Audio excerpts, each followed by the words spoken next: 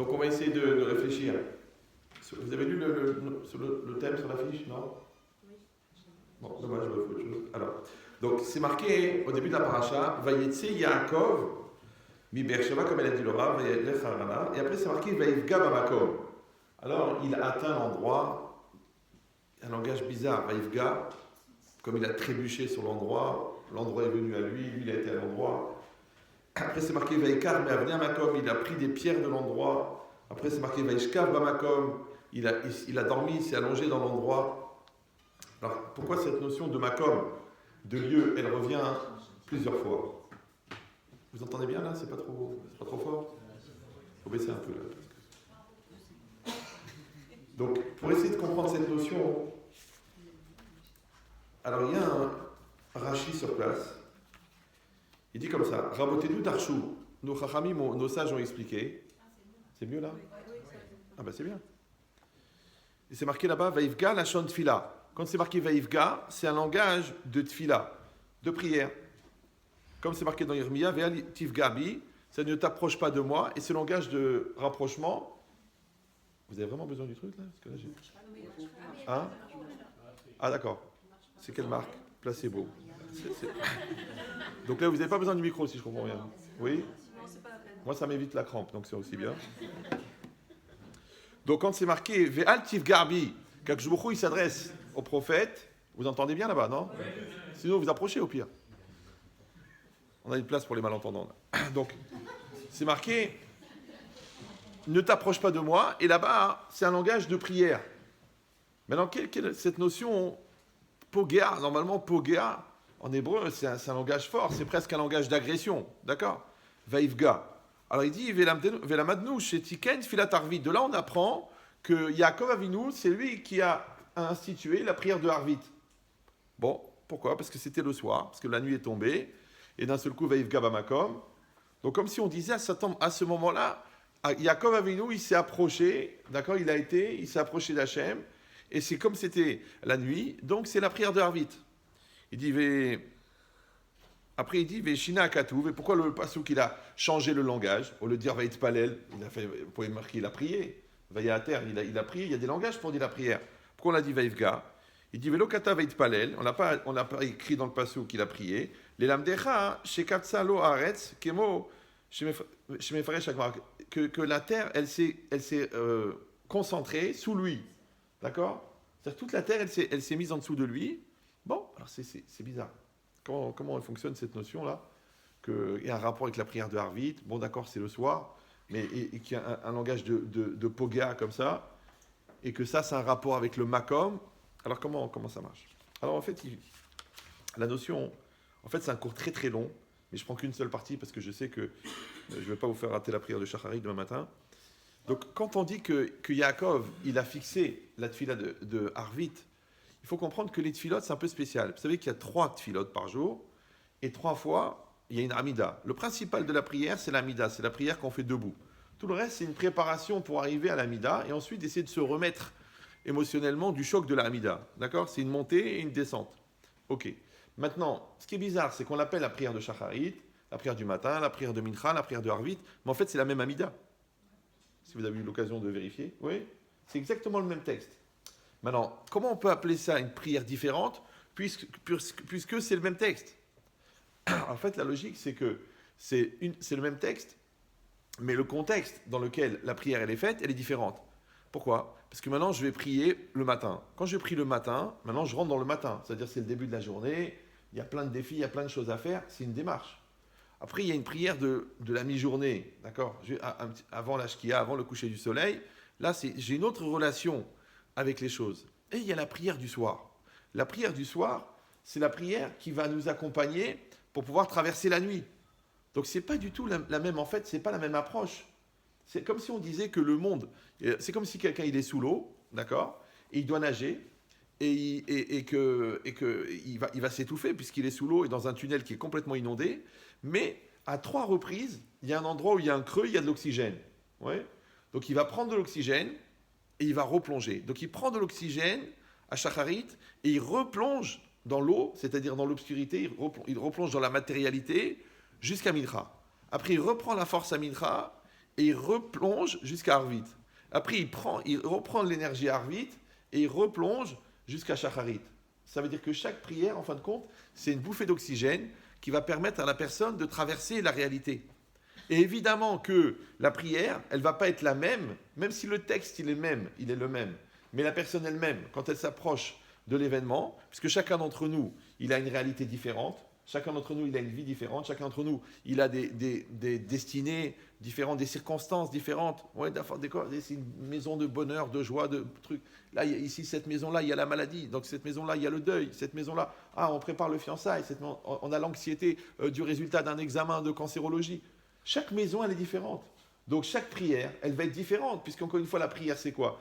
C'est le rapport que j'entretiens avec la réalité. Et cette réalité, elle est là pourquoi? Pour voiler, en fin de compte, Hachem qui est derrière la réalité. On avait rapporté ce texte des Chazal, incroyable, quand la Gemara là-bas, elle dit que Yesh Mazal li Israël ou En Mazal li Israël. Est-ce que Israël a un Mazal? Alors le Mazal là-bas, ce n'est pas le traumatisme des célibataires, d'accord? Non, le Mazal, c'est la destinée. C'est-à-dire, est-ce que on verra les cas personnels après, d'accord? Donc, est-ce qu'Israël a une destinée ou non? D'accord? Mais quand on parle de la destinée, ça veut dire quoi? Le Mektoub, oui, c'est ce genre de principe-là. D'accord? C'est qu'en fait, on ne peut pas imaginer que le monde fonctionne sans que la majorité des trajectoires de particules soient préétablies pour créer et pour perpétuer une réalité stable. Bon, je vais peut-être le dire en français. D'accord? C'est que toute la réalité qu'on a devant nous, elle est faite de matière. Cette matière, elle est faite d'atomes. D'accord? Ces atomes-là, ils sont faits à 99% d'énergie. Maintenant, quand Hachem a dit que le monde soit, qu'est-ce qu'il a fait? À partir de rien, il a créé le Yesh Me'ayin, il a créé ce que les Grecs appelaient le Hayuli. C'est-à-dire, ce n'est pas une sauce à l'ail, c'est la matière la plus originelle qui correspond à la masse des atomes, la masse des molécules qui est dans tout l'univers. À partir de là, Hachem n'a plus rien créé. Parce qu'on avait appris à l'école, vous vous rappelez, rien ne se crée, rien ne se perd, tout se transforme. Par contre, à partir de cette masse-là d'atomes qui ne changera plus, il y a des transformations. La transformation, c'est quoi? C'est que chaque atome, il va participer à une autre réalité pour fabriquer une autre réalité. Même Albert, dont on n'a jamais retrouvé les téphilines, Albert le très connu, qui était d'une intelligence relative, mais d'accord, Albert Einstein. Vous avez un taux de réactivité qui est proche du coma. D'accord? Donc, c'est pas grave, ça doit être l'altitude. Donc j'ai dit que Albert Einstein, il disait que en fait, la matière, elle contient une espèce de compte à rebours, ouais, qui fait qu'à un certain moment, elle va changer de statut, elle va changer de forme. Pourquoi? Parce que si la matière originelle, c'est-à-dire l'atome, lui, il reste pour toujours, mais la structure énergétique de la matière, elle change à chaque étape de la réalisation de la chose. Donc en fait, en transformant la structure, on change la matière. Maintenant, comment on appelle la structure énergétique de la matière? En hébreu, on l'appelle tsura, c'est la forme. Ouais. Et comment on appelle la matière originelle? On l'appelle chomer, chomer vetsura. Maintenant, Akadosh Baruch Hu, il produit la tsura, c'est-à-dire il produit la forme, donc il produit la structure énergétique de la matière en temps réel. Par exemple, cette feuille-là, c'est une feuille, vous la voyez, non? Si vous ne la voyez pas, il faut acheter un chien. Vous la voyez, d'accord. Maintenant, un chien d'aveugle. Maintenant, pourquoi cette feuille ne devient pas un oiseau? Bon, il va dire qu'est-ce qu'il a fumé? Non, ça n'a rien à voir. Ouais. Pourquoi? Parce que cette feuille, un jour, elle va s'user. On va la mettre à la gnisa. La gnisa, on va l'enterrer dans un champ. Le champ, ça va s'accumuler, elle va se désintégrer, elle va devenir de l'humus. L'humus, c'est de la terre. La terre, je vais la mettre dans un verger. Le verger, je vais planter un pommier. Le pommier, il va sortir une fleur. La fleur, elle va être mangée par un oiseau. L'oiseau, il va pondre un œuf. Et l'œuf, il va devenir un petit oiseau. Donc ma feuille, elle est devenue un oiseau. Maintenant, si ça prend 200 ans, vous dites c'est la nature. Si ça prend 2 secondes, vous dites c'est un miracle. En fait, c'est juste une question de patience. Encore une fois, c'est vous qui avez appris à l'école, non? Rien ne se crée, rien ne se perd, tout se transforme. Mais les gens ne réfléchissent pas à l'amplitude de cette phrase. J'ai dit déjà ça, mais je ne sais pas dans quelle mesure vous rappelez. j'étais en classe de 5e, et le prof, il a dit cette phrase. Moi, c'est la première fois de ma vie que je l'entendais. Alors, j'ai réfléchi. Je lui ai dit, mais monsieur, si je prends un pétard, pas un pétard, ouais. C'est de la poudre avec un papier roulé, bien serré, avec une mèche à l'intérieur. Je l'allume. Maintenant, il est beau, il est harmonieux, il est rouge, il est sympathique, il est bien. Quand il explose, il n'est pas harmonieux. Je vois bien qu'il y a des papiers partout, il est explosé.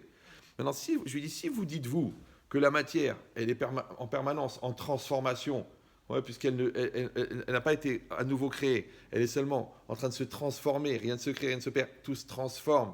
Comment ça se fait que la transformation, elle est harmonieuse? Parce que vous dites ça éclate. Quand ça éclate, ça devrait éclater. Éclater. Mais on ne voit rien d'éclater dans la nature. Ouais. Alors je vous dis la logique, c'est simple. Alors il me dit alors qu'est-ce que ça prouve? Je dis ça prouve que pour que la chose qui est stable, elle se transforme en quelque chose de stable, en quelque chose d'harmonieux, ça veut dire que la trajectoire des particules qui la constituent, elle est déjà préétablie à l'avance pour qu'au fur et à mesure qu'elle devient, elle devient quelque chose d'harmonieux. Il m'a regardé, il m'a dit mais quel âge vous avez? Je lui ai dit 3500 ans. Il me dit vous les faites pas. Ouais, c'est marqué dans la Torah. On n'a pas attendu les chercheurs pour savoir comment le monde a été créé. Le CNRS, vous savez le CNRS, Centre National des Relous Sympathiques, d'accord? Bon, ils sont bons, mais ils sont longs. C'est un problème. Donc, qu'est-ce que ça veut dire ici? Si ça veut dire que chaque particule, en vérité, elle a une trajectoire. Cette trajectoire, elle fait qu'elles se rejoignent pour créer une certaine réalité. Il dit maintenant l'ensemble des trajectoires, parce que c'est quoi une trajectoire? Une trajectoire, c'est un circuit qui est développé par une énergie. Or, c'est quoi une énergie? C'est que chaque ange, c'est marqué derrière chaque brin d'herbe, il y a un ange qui lui dit pousse. C'est une image du Zohar. Ça veut dire qu'il y a des milliards de billions de milliards d'anges, puisqu'il y a un ange, c'est-à-dire il y a un koach derrière chaque particule, derrière chaque atome, chaque vague de la mer, chaque goutte d'eau, chaque pellicule sur la tête de Maurice. D'accord? Tout ça, ce sont des milliards de billions de milliards d'anges. Maintenant, l'ensemble de tous ces anges-là, et qu'est-ce que c'est un ange? C'est la projection de la volonté d'Hachem. Ça s'appelle un koach, d'accord? Une force. Donc ça veut dire qu'Hachem, il a une volonté globale que le monde soit. C'est ce qui est marqué Vayomer, Elohim Vayehi, que le monde soit. Et ensuite, cette volonté, elle se parcellise en milliards de micro-volontés qui sont représentées par les anges et qui vont participer à la trajectoire de chaque particule pour créer en temps réel la réalité. Ça va? C'est facile pour vous? Voilà. Donc, vous devez faire à peu près 1 an de fac et 2 ans d'yeshiva. Donc ça veut dire quoi? Ça veut dire que la réalité que j'ai devant moi, elle n'est que la projection de la volonté d'Hachem. Ça va toujours? Maintenant, si c'est ça, ça veut dire quoi? Ça veut dire que je ne me rappelle plus de quoi je parle. Ah oui, donc la Gemara, elle a dit que Yesh Mazal et Israël ou En Mazal et Israël. Mais en vérité, quand on dit il y a une destinée, mais c'est quoi la destinée? Ça veut dire que toi, tu arrives à un certain temps, dans un certain espace, d'accord, entre des parents, dans une famille, dans une ville, à une certaine époque, ta vie, elle dure un certain temps, tu as un certain corps. Tout ça, ça fait partie du Mazal. Vous me suivez ou non? Donc, pas seulement le mariage, la maison, tout fait partie du Mazal. D'accord? Donc, ça veut dire que tous ces éléments-là, ils sont déjà préétablis. Et dans ces éléments-là, on va mettre à l'intérieur une neshama, une âme, et une personnalité. La personnalité, c'est la tienne. C'est ton moi. Ouais. Maintenant cette personne-là, elle est à l'intérieur de son corps, à l'intérieur de cette réalité. Ok. Maintenant, quand on dit Yesh Mazal et Israël, ça veut dire que tu le veuilles ou non, on suit une certaine prédestination. Maintenant, il ne faut pas s'affoler. Hein, la prédestination, ça veut dire que les données qui seront nécessaires pour que je puisse m'accomplir sont préétablies. D'accord? Alors, ce n'est pas très grave qu'on t'a donné le cahier, qu'on t'a donné le stylo, qu'on t'a donné la classe où ça va se passer, qu'on t'a donné l'école où elle va être cette classe, qu'on t'a donné la ville où elle va être cette école. Ce qui compte, c'est de savoir, est-ce que tu vas travailler à l'école ou non? Donc que les données soient données, c'est pas très grave, c'est pour ça qu'on appelle ça des données. Ouais. Sauf que des fois, il y en a certaines qu'on se demande qu'est-ce qui les a données, c'est pour ça qu'on les appelle des dieux donnés. D'accord? Mais quand une donnée, elle est donnée, ça veut dire que moi, je ne dois pas me battre avec la donnée, ça ne sert à rien. Ouais, ne crois pas que tu as raté ton bac parce que tu avais le mauvais stylo. D'accord? Ne crois pas que tu as raté ton mariage parce qu'il y avait la mauvaise personne. Parce que cette personne qui est en face de toi, ouais, si vous êtes passé sous la roupa Et si vous êtes restés un certain temps ensemble, ça veut dire que vous aviez besoin de passer par cette étape-là. Maintenant, si toi, tu n'as pas tiré les leçons de cette rencontre, ça veut dire qu'elle est gratuite, d'accord? Donc, tu vas être obligé de la reproduire. C'est pour ça que pour réussir un deuxième mariage, il faut réussir un premier divorce. Vous me suivez ou là? Ouais. Donc, ça veut dire qu'il y a une réalité physique qui est devant moi. Il y a une matière qui est devant moi. Il y a une circonstance qui est devant moi. Tout ça, c'est le mazal. Maintenant, quand la Gemara a dit Yesh mazal Israël, ouais, la conclusion, Yesh mazal, il y a une destinée. Mais la Gemara a dit Aval, aliyede tfila, ve aliyede tshuva, Adam yachol latset mi mazalo. Par la teshuva, par le repentir, et par la tefila, par la prière, un homme peut sortir de son mazal. Alors je vais vous résumer en 5 minutes parce que je ne pense pas que vous aurez l'occasion de lire les 80 pages que le Maharal il a consacrées à cette phrase. Donc là, vous voyez une promesse tunisienne. non, vous voyez une main. D'accord. Cette main-là, restez calme. D'accord. Donc cette main, elle représente en fait tout l'univers. Pourquoi? Parce que les 3 premiers doigts, ça correspond à une personne. Donc dans une personne, il y a quoi? Il y a une neshama qui est divine. Il y a un nefesh, un psychique, un moi, qui est humain, et il y a un corps. C'est de la viande organisée harmonieusement selon le mazal pondéral de chacun. Et là, la nature, d'accord, qui est en face de toi, en face de l'homme, et Hachem, qui est derrière la nature. Donc je résume, la neshama, qui est divine, le psychique, le moi, la conscience, qui est humaine, le corps, qui est humain, enfin qui est de la viande, et la nature, et Hachem. Ça va toujours, maintenant. Hachem et Maneshama, puisque Maneshama est un morceau d'Hachem, ne sont pas soumis au Mazal. Vous me suivez ou non? Parce que c'est eux qui le crient en temps réel. Bravo. La nature et mon corps sont soumis au Mazal. Que je le veuille ou non, j'ai beau prendre des rides, des trucs anti-rides, c'est la réalité. D'accord? Qu'est-ce qui reste? Ada. Une marque célèbre de location de voiture. D'accord? Cette personne-là, c'est elle qui va décider est-ce qu'elle va être dans le mazal ou non. Maintenant, puisque ces deux parties-là ne sont pas soumises au mazal et que ces deux-là sont soumises au mazal, en fait, c'est moi qui va décider. Si je vais vers ma matérialité de mon corps et la matérialité de la réalité, je suis dans la matière. Et la matière, elle est soumise au mazal. Mais si moi, je vais me rattacher à ce qui n'est pas matériel en moi, Maneshama, ou à ce qui n'est pas matériel devant moi, c'est Hachem derrière la nature, vous me suivez toujours? Donc je ne suis plus soumis au mazal. Ce qu'elle dit la Gemara, Aliédé tshuva, ve aliédé tfila, Adam yachol latset mi mazalo. Donc en fait le choix est donné. Ou tu vas être une excroissance de la matière, une excroissance du décor, une excroissance de l'événement, ce qu'on appelle en français un spectateur subjugué par le spectacle qui apparaît devant lui, comme le lapin qui est bloqué devant les phares de la Mercedes, il va mourir. Oui. Ou tu vas être un acteur. Maintenant, le problème, c'est que l'acteur ne peut être acteur que s'il va se relier à celui qui est le véritable acteur de la réalité. Parce que tout le reste, c'est du baratin. Vous me suivez ou non? C'est comme si toi, tu crois que tu fais de la politique. Mais non, en vérité, tu fais de l'argent. Ouais, c'est vrai. D'accord. Toi, tu crois que tu fais l'histoire. Mais en vérité, c'est faux. C'est la CIA qui fait l'histoire. C'est le KGB, bah, évidemment. Alors, si tu crois que tu dis que tu vas sauver la nature, mais ça ne sert à rien. Genre, maintenant, tu vas vendre ton diesel. D'accord. Mais un avion, en décollant et en atterrissant, il fait comme toute l'année de diesel de toi. Tout ton diesel à toi, tout ton carbone à toi de 1 an, c'est un avion qui fait un Paris-New York. Donc, il faut aller à New York à la rame. Donc, toutes ces idées-là, tous ces trucs qu'on manipule qui font que les gens croient qu'ils sont en train de vivre quelque chose, en vérité, c'est du baratin. Et le baratin n'est pas un endroit où on sert des tisanes, vous le savez.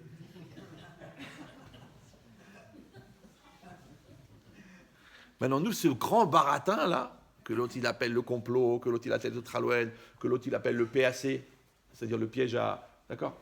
En vérité, nous, on l'appelle Alma des Shikra, un monde de mensonges. Maintenant, dans le mensonge, tu fais comme tu veux. Soit tu participes, tu consens, et dans consentir, il y a sentir.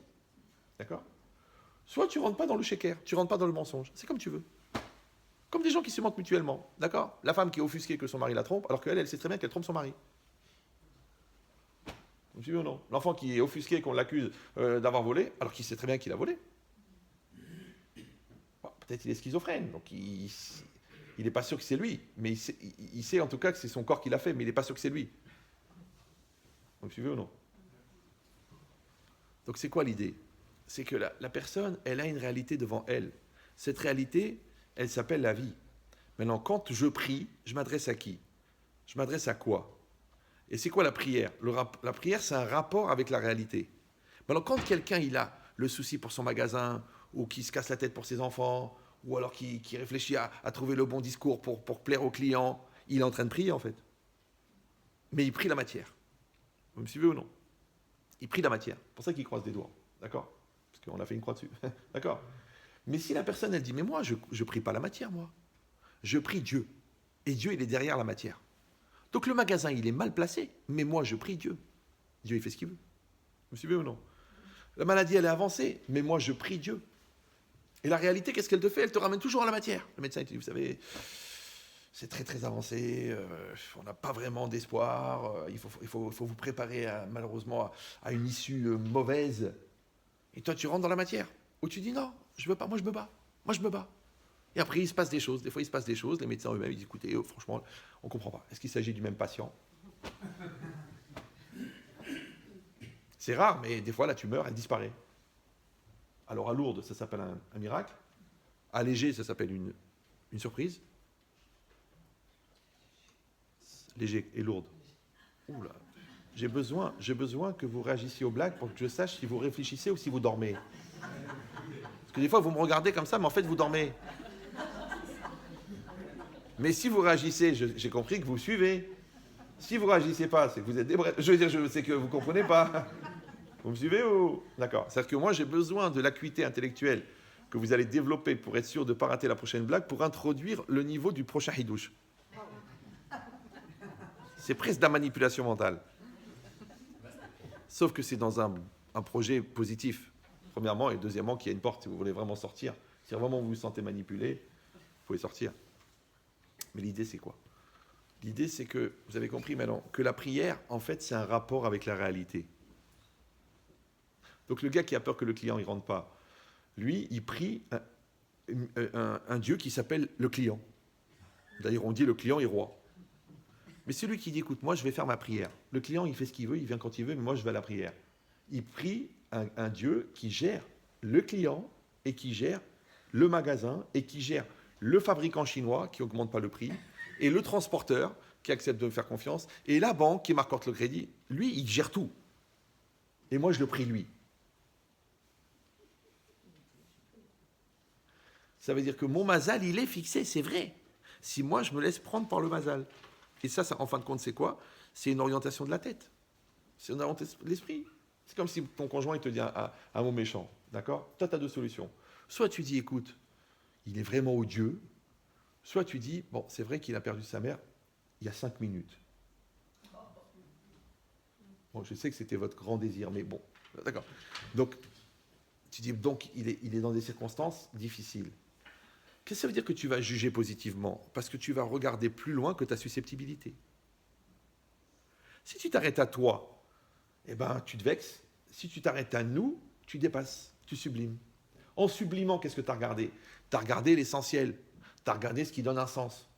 Et ce qui donne un sens, c'est quoi? C'est l'essentiel. Et l'essentiel, c'est quoi? C'est l'essence du ciel.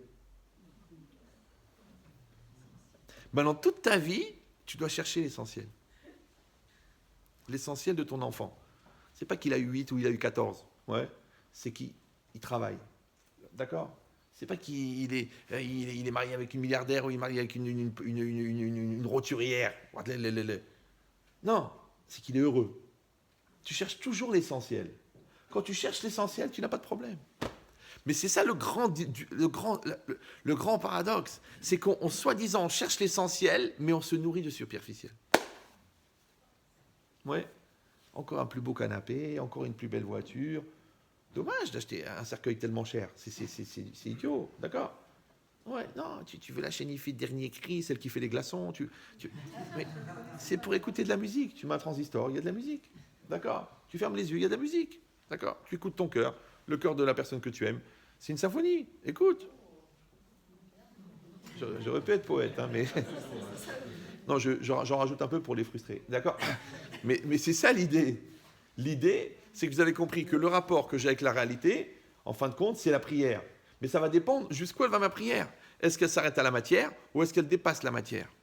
Maintenant, si on dit que chaque circonstance est différente et que la prière, c'est un rapport avec la circonstance, donc chaque prière va être différente en fonction de la circonstance.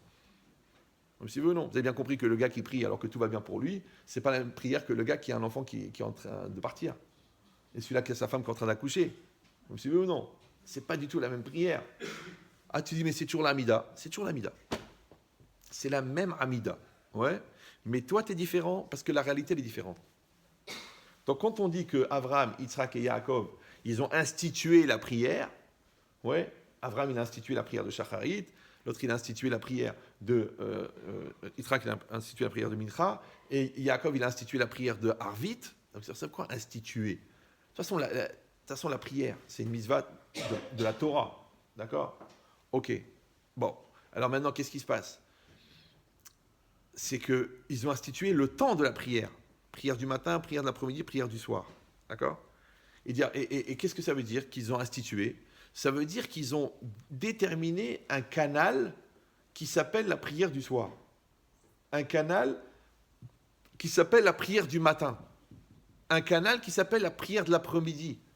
Mais encore une fois, puisqu'on a dit que la prière, elle va différente en fonction des circonstances, donc en vérité, chaque circonstance, elle contient un potentiel de prière différente.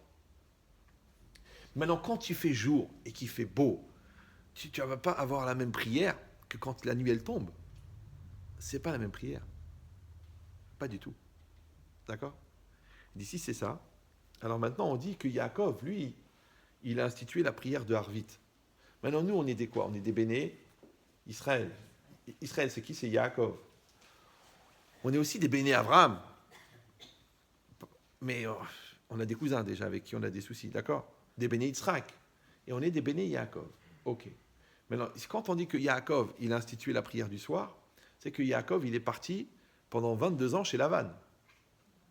Lavan, qui ont été des années d'obscurité totale, parce qu'il a souffert pendant 22 ans. Ouais. Lavan qui était dénué totalement d'humour, malgré son nom. Ça va ou... Elle peut passer. Elle peut passer, d'accord? Bon, il s'appelait la gaffe, mais bon. Mais c'est quoi l'idée? C'est que Lavan, quand Yaakov, il a passé 22 ans avec Lavan, en vérité, on dit que Yaakov, il est parti de son endroit, il est arrivé dans un autre endroit. Et là-bas, il était en galoute pendant 22 ans. Maintenant, nous, on sait que Maaseh Avot, Siman Labanim, les actes des pères sont des signes pour les enfants. Traduction, c'est que tout ce qui a été vécu par les patriarches, en vérité, c'est un concentré de ce qui va être vécu par les descendants. Donc nous, on est dans les 2000 ans, qui correspond à comme 2200 ans, comme 22 ans, d'accord, de galoute, qui correspondent aux années de galoute que Yaakov, il a vécu. Maintenant, Yaakov, il est resté Yaakov, malgré qu'il était en galoute. Et nous, notre challenge, c'est de réussir à rester des béné Israël, malgré que nous sommes en galoute, avec la vanne. C'est pour ça qu'aujourd'hui, les humoristes ont tellement d'importance dans la vie française. D'accord? Surtout quand ils sont élus. Vous avez compris l'idée ou non? C'est ça l'idée. C'est que Yaakov, il correspond à la période d'obscurité. Maintenant, comme il correspond à la période d'obscurité, donc sa prière, elle va être pour nous rendre capables de traverser l'obscurité. Comment elle s'appelle la prière de l'obscurité? Arvit. Pour ça que ça s'appelle Erev. C'est quoi Erev? N'ayez pas peur, on est entre nous. Le soir, la veille, Erev. Mais Erev, c'est aussi Me'urav. C'est quoi Me'urav? Mélanger. Parce que la nuit, on ne parle pas de la nuit en pleine ville, à Nice. Il y a de l'éclairage. Quand tu es en pleine campagne perdue, il n'y a plus d'éclairage public. Eh bien, à Kol Me'urav, tout est mélangé. C'est pour ça que l'obscurité, elle crée un sentiment d'insécurité qui n'a aucun sens. Parce que quand tout est éclairé, tu dis, bon, je suis rassuré, au moins je vois ce qui se passe. Mais en vérité, le danger, il peut être transparent, alors que ça change. Et c'est encore plus vicieux.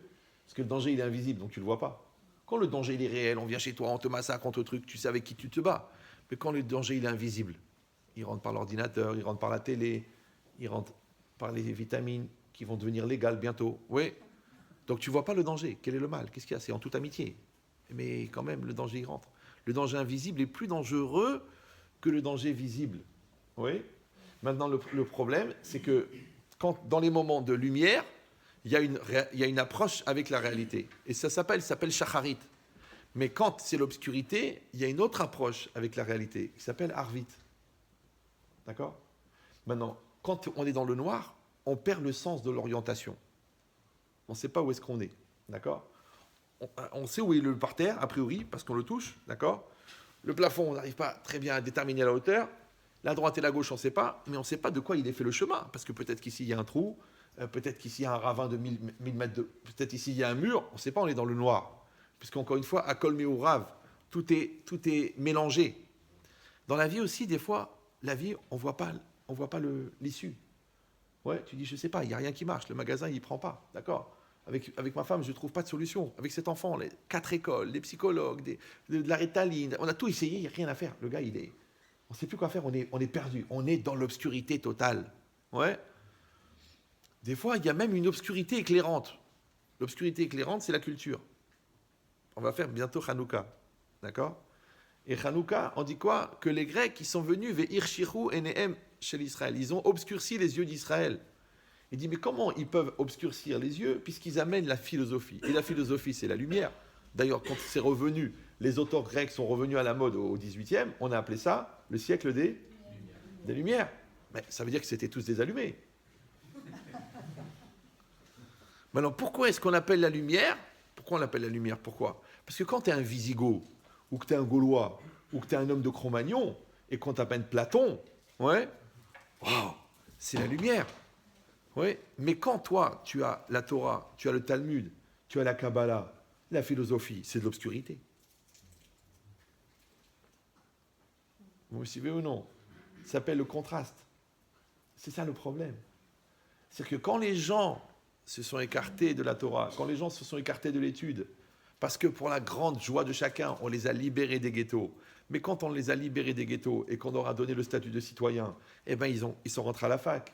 Et quand ils sont rentrés à la fac, ils ont voulu s'assimiler. Et à ce moment-là, ils ont arrêté la pratique des mitzvot parce que ça les séparait. Ils ont enlevé la kippa parce que ça les démarquait. Ils ont arrêté l'étude du Talmud parce que c'était archaïque. Et ils ont encore appris les philosophes. Et après, en rentrant de leur doctorat de philosophie, ils ont été parler avec leur rave pour lui dire « T'as vu ce que j'ai appris ?» Et que leur rave leur a éclaté la tête en 5 minutes avec une phrase de la Gemara. Ils ont dit « Mais alors, j'ai perdu mon temps. Baruch habba bekom. C'est bien. Tu deviens intelligent. » Moi, je vois mon cas personnel, qui a eu la chance de ne pas faire d'études. Non, parce que quand tu fais des études, tu es obligé d'apprendre le vrai et le faux, et après, il faut que tu distingues le vrai du faux. Alors que quand tu étudies la Torah, il n'y a que du vrai. Ça fait gagner du temps. Mais même dans la culture, eux-mêmes, ils reconnaissent, parce qu'eux-mêmes, ils pensent que la dernière théorie, elle est vraie. Donc, ils remettent en cause toutes les théories d'avant. Vous me suivez ou non? Donc, c'est clair que la bibliothèque, elle est remplie de 90% de choses fausses, d'après eux. Et 10%, les derniers trucs, ils sont vrais. Puisque le dernier, il remet en cause les autres. Maintenant, si toi, 90% de ce que tu connais, c'est faux, comment tu peux sortir vrai, puisque 90% de ce que tu connais, c'est faux? Tu dis, mais c'est grave. Vous me suivez ou non? Avant, la médecine, ils disaient, voilà, c'est un truc de grand-mère. Après, ils ont dit, c'est pour les vétérinaires. Après, ils ont dit, non, c'est l'invisible, le microbe. Après, ils ont dit, bon, non, il faut faire des radios, ça se passe à l'intérieur. Après, ils ont dit, c'est la génétique. Et ça avance au fur et à mesure. Mais chacun, il remet en cause celui d'avant. Mais c'est quoi la logique? La logique, c'est que, avant de parler de l'obscurité, il faut que tu parles de la lumière. Parce que la lumière et l'obscurité, ils sont l'un à côté de l'autre. Mais le problème, c'est que la perception de l'obscurité, elle est conditionnée par la lumière. Et la notion de la lumière, elle est conditionnée par l'obscurité. Parce que c'est un contraste. Donc le gars qui n'a rien à manger, quand tu lui donnes un sandwich, il est heureux. Et celui qui a une maison de 6000 mètres carrés, quand tu lui offres un buffet campagnard, il te dit mais c'est pour les paysans. Tout est relatif. Celui qui a plein d'amis, ben, tu lui dis je te parle plus, il dit ben, crève. Mais celui qui souffre de la folitude, c'est-à-dire que ça fait 7 ans et demi que personne ne lui a téléphoné, Même les petites conversations dans l'ascenseur, il essaie de les faire durer parce qu'il sait que c'est la seule personne à qui il va parler dans la journée. Donc toute la vie, c'est comme ça. Toute la vie, c'est or vechocher. Ah, mais je mens rarement en public. D'accord? Donc, c'est. Ça vous avez bien vu la vitesse de répartie? Il y en a, il m'a dit, c'est quoi la vitesse de la lumière? Je dis, regarde ma vitesse de répartie, tu vas comprendre. J'exagère, c'est beaucoup plus lent. D'accord? Mais c'est quoi l'idée? L'idée, c'est ça. C'est que une personne, elle va être devant l'obscurité. Comment on appelle l'obscurité chez nous? Laïla. D'accord? Comment on appelle la lumière? Yom.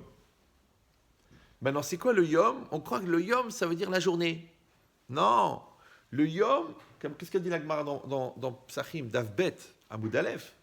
Elle dit, là-bas, elle ramène un pasouk, que en fait, quand Hachem, c'est marqué Vaikra, Elohim, Leor Yom, Hachem, il a appelé la lumière jour, c'est comme ça qu'on traduit en français.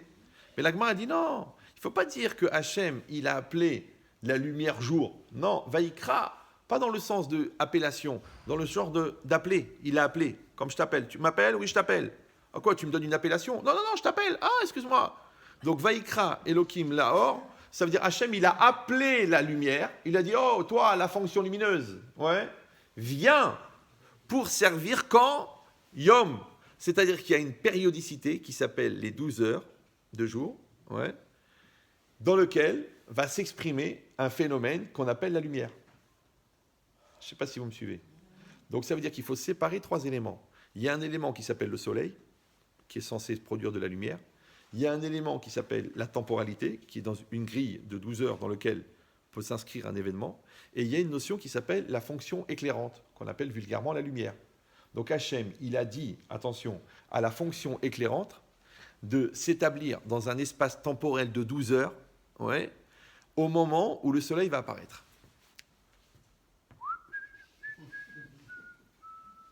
Tu dis, mais attends, t'as qu'à dire qu'il fait jour parce que le soleil se lève. C'est vrai, non? Alors, mais pourquoi la lumière, elle a tellement de fonctions? C'est quelqu'un qui vit sans lumière, il va mourir. C'est qu'on soigne avec la lumière. C'est que les pays où le soleil se couche le plus tôt, c'est là où il y a plus le taux de suicide. D'accord? Donc la lumière, elle fait partie. Tu te nourris de lumière. La lumière, c'est une longueur d'onde. La lumière, elle fait le bronzage. La lumière, elle fait aussi la brûlure. La lumière, elle fait le laser. Ouais, il y a tout dans la lumière. Maintenant, réfléchis bien. Que s'il y a tout dans la lumière, il y a quoi dans l'obscurité? Bah, tu dis, c'est facile. L'obscurité, c'est l'absence de lumière. Et ça aussi, c'est pas évident. Je ne sais pas si vous avez eu le temps d'y réfléchir. Ça, c'est de la physique. Vous pouvez réfléchir même aux toilettes. D'ailleurs, ça peut aider. D'accord? Qu'est-ce que c'est l'obscurité? Alors, les gens disent, écoutez, quand vous éteignez la lumière, il fait noir. Vous me suivez ou non? Mais non. Puisque c'est marqué Vaivra Yotzer Or ou Boré Rocher. Il a formé la lumière, ouais, et il a créé l'obscurité. Et Boré, c'est créé à partir de rien. C'est le seul verbe qui exprime la création ex nihilo. Donc pourquoi Hachem il a eu besoin de créer l'obscurité? C'était pas la peine. Puisqu'en créant la lumière, automatiquement, il a fait exister l'obscurité, puisqu'il suffit d'éteindre la lumière pour faire apparaître l'obscurité. Oui? Oui, non? D'accord. Alors maintenant, il se pose un problème. C'est qu'il n'y a pas écrit que Dieu a créé la lumière. Tu dis, mais c'est le deuxième pasuk de la Torah. Ah, je vois qu'il y a des connaisseurs. Oui. Vayomer Elohim, Yehi Or, Vayehi Or. D'accord? Dieu a dit que la lumière soit, et la lumière fut. Comme ça, ils l'ont traduit là-bas. Oui. Mais en vérité, le Midrash, il dit Amar Rabbi Yehuda, Vayehi, c'est quoi? Gvar Aya, elle était déjà. Donc en fait, Hachem n'a pas créé la lumière. Hachem a transformé la lumière. Parce que qu'est-ce qui était avant que le monde soit, avant que l'univers soit? Qu'est-ce qu'il y avait? On ne peut même pas dire dans l'univers, puisqu'il n'y avait pas d'univers. Il y avait quoi? Il n'y avait que de la lumière. Oui. Après, qu'est-ce qu'il a fait Hachem? Il a créé une contraction dans la lumière, qu'on appelle en Chassidoute le Tzimtzum, pour faire apparaître dans cette non-présence de lumière la matière. Donc, puisque la matière existe en absence de lumière, donc ça veut dire que la matière est obscure. Vous me suivez ou non? C'est pour ça que la matière n'est pas éclairante. Par exemple, cette pièce. Vous me voyez là? Moi aussi, je vous vois. Si on éteint la lumière et qu'on ferme toutes les ouvertures, on ne va plus rien voir. Pourquoi? Parce que la matière n'est pas éclairante. Tu dis, mais je ne comprends pas, mais il y a des meubles. Le poteau, il est là. Le siège, il est là. Comment ça se fait qu'on ne voit rien? Mais on ne voit rien parce que la matière n'émet pas de lumière. Mais la matière reflète la lumière. Donc on met une source de lumière. La lumière, elle se reflète sur l'objet. Ensuite, elle repart vers le fond de mon œil. Le fond de mon œil, il va capter ce paquet d'images qui va être interprété par mon cerveau, selon ma culture, comme un fauteuil. Vous êtes d'accord avec ça ou non? Non, parce que des fois, on utilise une fonction tellement souvent qu'on oublie de réfléchir comment elle fonctionne. Donc ça veut dire que la lumière, en vérité, ce que je vois, ce n'est pas des objets. Ce que je vois, c'est la lumière qui se reflète sur l'objet. Maintenant, la taille, c'est une forme de lumière. La couleur, c'est une longueur d'onde de lumière. La chaleur de la matière, comment je sais que ça c'est du tissu, ça c'est du bois, c'est aussi l'intensité dans l'onde de la couleur de la matière. Donc ça veut dire quoi? Ça veut dire qu'en vérité, chaque objet ne fait que refléter la lumière. Maintenant, faites-moi plaisir. Au lieu d'imaginer que la lumière, elle part de la lampe, elle tape sur l'objet et elle revient au fond de mon œil, j'ai qu'à remplacer cette fonction de lumière qui éclaire comme une lumière qui crée.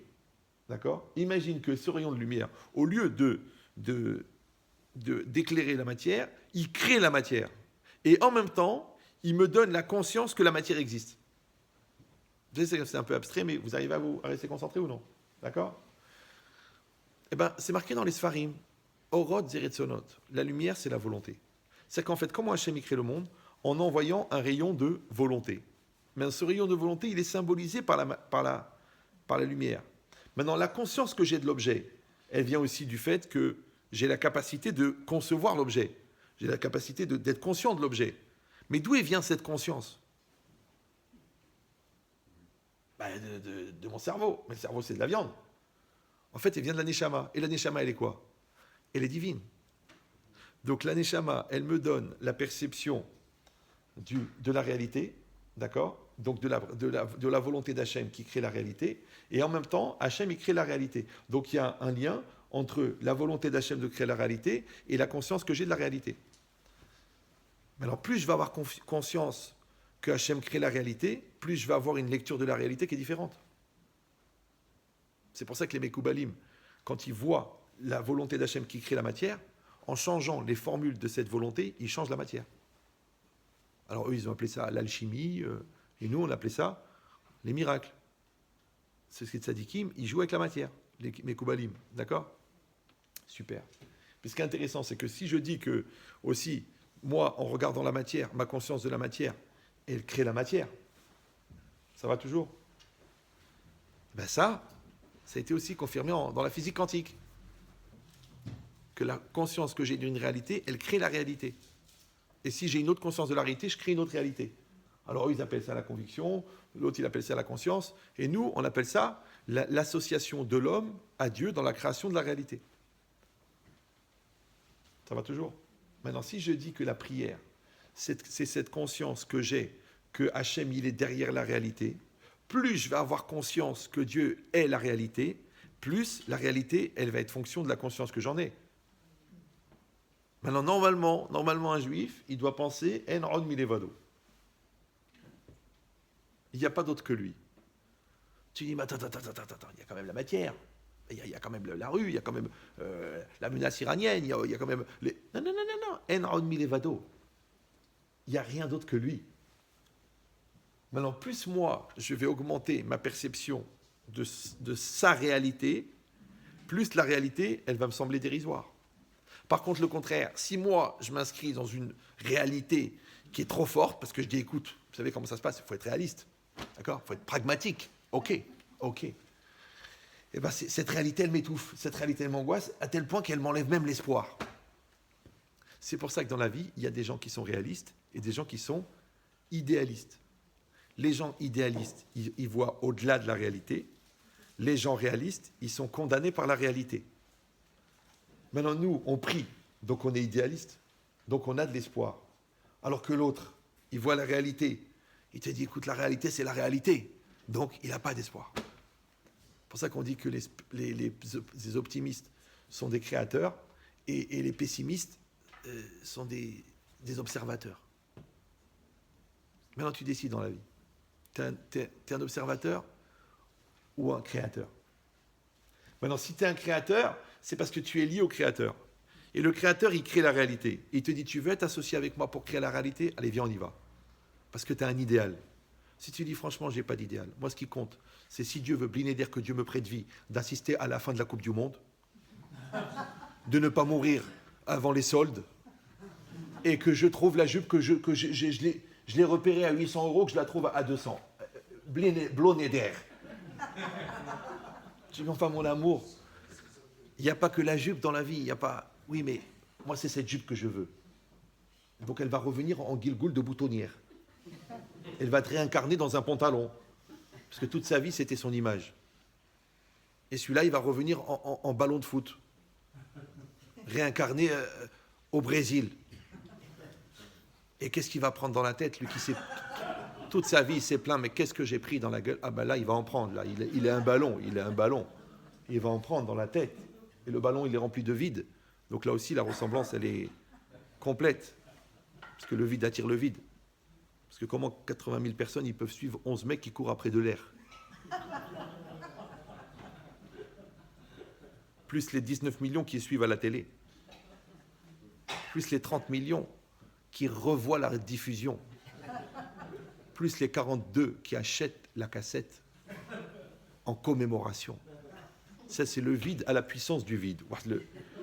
Ce qu'on appelle en physique quantique, réa. Moi, j'ai rien contre le foot. Mais la vérité, c'est match nul. Donc, si vous comprenez ça, c'est très, très important. Vous vous dites, comment on peut passer des blagues à la profondeur? C'est un truc fait. Parce que le monde, il est un. Donc maintenant, si vous comprenez ça, qu'est-ce que ça veut dire maintenant que Yaakov Avinu, il a institué la prière de Harvit? Il a institué la prière de l'obscurité. Parce qu'il sait que l'approche qu'on va avoir avec l'obscurité, elle n'est pas la même. Et c'est quoi l'obscurité? L'obscurité, c'est l'inconnu. Maintenant, quand on est placé devant l'inconnu, on a une angoisse, on a un stress, on est désorienté. Ouais, alors on a besoin d'une prière. Mais ce n'est pas la même prière que quand tu te lèves le matin et qu'il fait beau et qu'il fait jour et que tu as bien dormi et tu as bien la pêche et tu vas au magasin, tu vas au kollel. C'est le matin, shacharit. Ouais, tu es fort. Vous me suivez ou non? D'ailleurs, la nuit, tu es enfermé dans l'obscurité et shacharit, c'est shichur, c'est la libération. Tu te sens libre de faire les choses. Ouais. Alors, regardez les mots. C'est une Gemara. Tout ça, c'est une Gemara. Parce que moi, je développe, soi-disant, la profondeur. Mais tout est marqué dans les Chachamim, mais les gens, ils ne veulent pas lire. Parce qu'ils pensent que le Talmud, comme c'est un truc qui a 1500 ans, c'est plus d'actualité. Et moi, je m'amuse avec des gens qui sont au top niveau du dernier trouvaille de SNRS, à leur montrer des textes qui ont 1800 ans. Ils me disent, mais attendez, mais c'est ma conclusion, ça, c'est mon prix Nobel. Et je dis, et ça, c'est le Papa Noël, ça, qu'est-ce que tu veux que je te dise? Ah, d'accord. Alors, regardez la Gemara. Amar Rava Bahanina, un gars de chez nous, un Ourané. Amar Rava Bahanina Saba, Mishme de Rav. Il a dit Rava Bahanina, fils de Hanina, Saba, au nom de Rav. Kol Michelo Amar Emet Veyatziv Shacharit. Ouais, tout celui qui n'a pas dit. Vous savez que quand on fait la prière du matin, on fait le Kriyat Shema, le Yotzer, le Kriyat Shema, et après on dit le Emet Veyatziv le matin et Emet Veyemuna le soir. Ok. Il dit tout celui qui n'a pas dit Emet Veyatziv le matin, Ve'emet Ve'emuna Be'arvit le soir, Lo Yetse Yedechovato, il n'est pas quitte. D'accord? Pourquoi? Parce que comme il y a les mitzvahs de Kriyat Shema et il y a les brachot du Shema, les brachot avant, les brachot d'après. Donc le matin, il y a les brachot d'avant, les brachot d'après. Le soir, il y a les brachot de matin, le brachot d'avant, brachot d'après. D'accord? Alors il dit, chez Nehemar, d'ailleurs, j'ai entendu, quand j'étais au Canada, il y a 1 semaine et demie, là, quelqu'un qui m'a dit, au nom de Raphaël Kanevski, que c'est pas évident de pouvoir faire le Kriyat Shema du matin sans les brachot. Parce que les brachot, ils font partie du Kriyat Shema. Ouais. Et que si toi, tu fais le Kriyat Shema parce que tu as peur de rater le temps, mais sans les brachot du Shema, c'est pas évident qu'après tu peux refaire les brachot puisque ton Shema, il est déjà fait. Bon, je sais que c'est un peu compliqué, mais ça, c'était juste pour le Rav. Comme ça, on a un petit hidouche. Il ne va pas s'ennuyer pendant 1h30, le pauvre. Donc, il dit, après, c'est marqué, les guides, pourquoi? Chez Neymar, pourquoi? Le'agid baboker chasdecha ve'emunatecha balelot. C'est un pasuk qui est connu, qui est chanté, qui est dans les Pichim.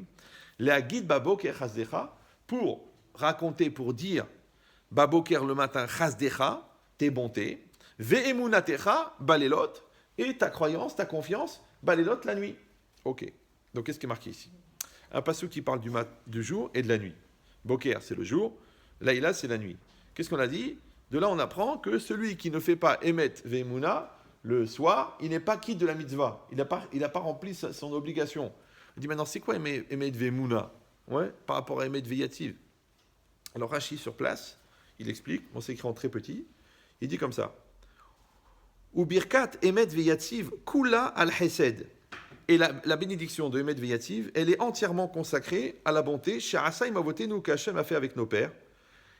D'accord, chez Otsi Am Mimitzraim, qui les a sortis d'Égypte. Ou Bakala Em Ayam, qui leur a ouvert la mer. Vers Aviram, ouais, et qui les a fait passer. Maintenant, ça c'est la prière le Emet Ve'yativ du matin. Le soir, Emet Ve'emuna, il dit Rashi. Mais d'Aberba, il parle là-bas. Af.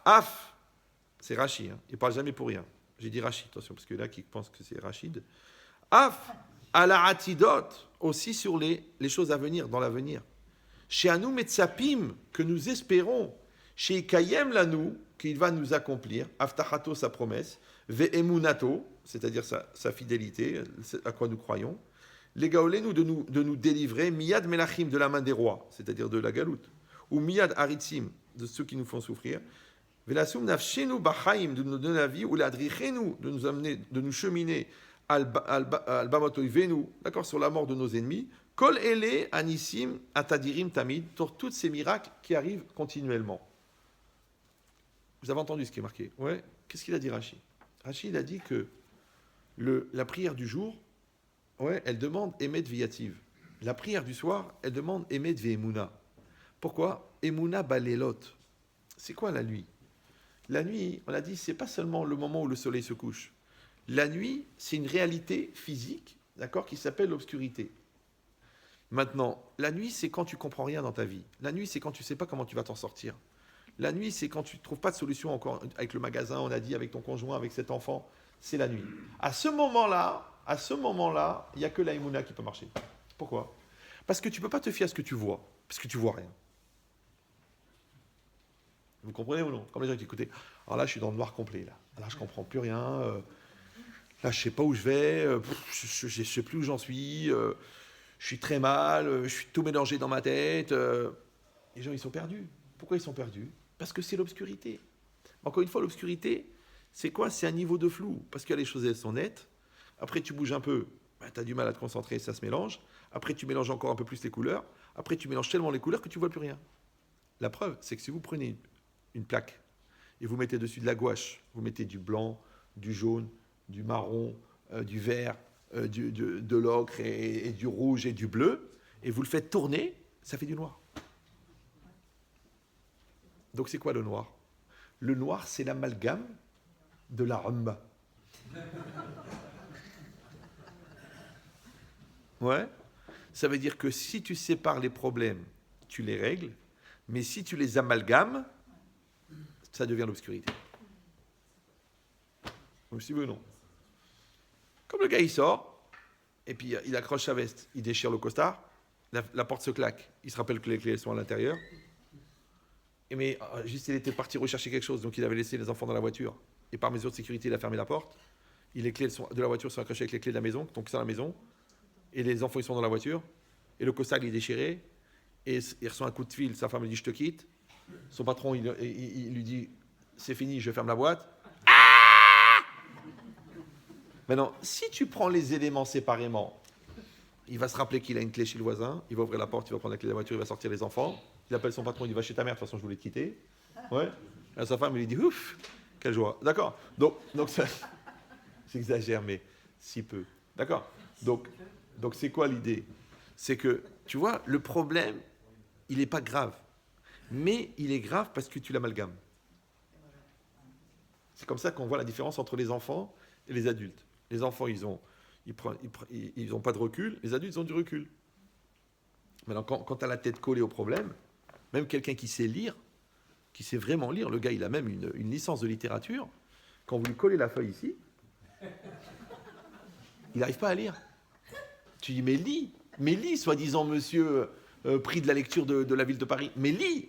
Mais écoute, je ne peux pas lire. Pourquoi ? Parce que j'ai besoin de prendre du recul. C'est pour ça qu'à partir de 40 ans, on est obligé de mettre des lunettes. Parce qu'on n'arrive pas à prendre du recul. Parce que déjà, on parle à nos enfants de 20 ans comme des enfants de 8 ans. Donc on n'a pas pris le recul qu'ils ont grandi. Toi, tu trouves que ta femme, elle a vieilli. Mais toi aussi, tu as vieilli. Tu n'as juste pas le recul de te regarder. Vous me suivez ou non ? Toute la vie, c'est une question de recul. Et le recul, il te donne la taille des choses. Ouais. Il dit, c'est exactement pareil. Le problème, c'est que on n'a pas de recul sur la nuit. Vous me suivez ou non ? Tu vois des choses qui arrivent. Tu dis, qu'est-ce que c'est ? Qu'est-ce qui se passe ? Après, tu distingues. Là, tu dis, c'est rien, c'est des copains qui arrivent. Ouais. Mais la nuit, tu entends du bruit. Tu n'as pas de recul parce qu'il fait noir. Donc, le fait de ne pas avoir de recul, ça t'empêche de te préparer, d'anticiper, et donc, tu paniques. Et quand tu paniques, tu n'es jamais loin de demander la nationalité espagnole, puisque hispanique, par définition. D'accord ? Donc ici, c'est pareil, que la personne, en vérité, dans le noir, elle a peur. D'un autre côté, le noir, c'est un avantage extraordinaire. C'est que quand tu es dans la lumière, tu es atteint d'une très grave maladie qui s'appelle la dispersion des pensées. Vous me suivez ou non ? Tu vois ça.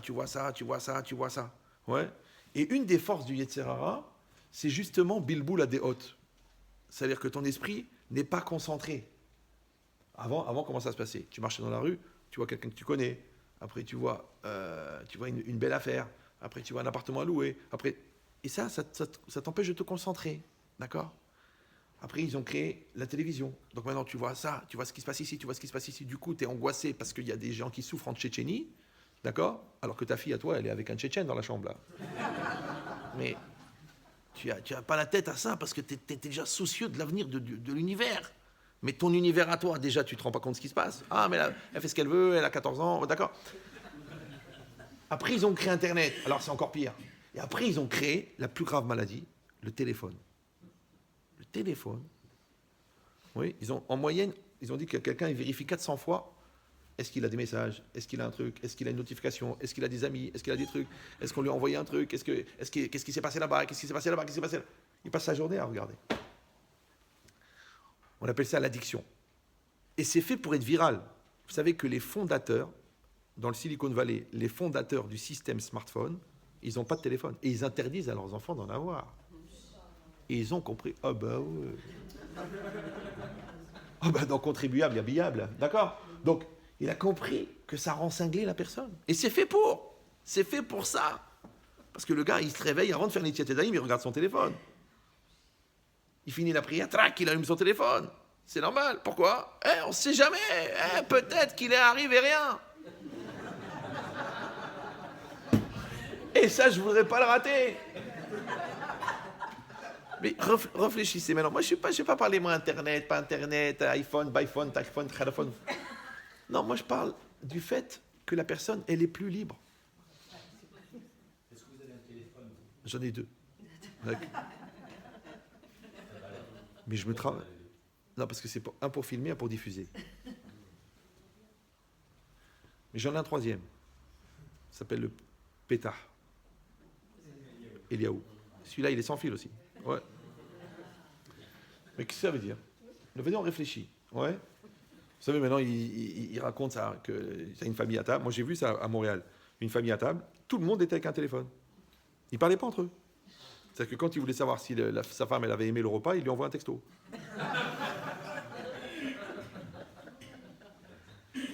Mais c'est quoi l'idée ?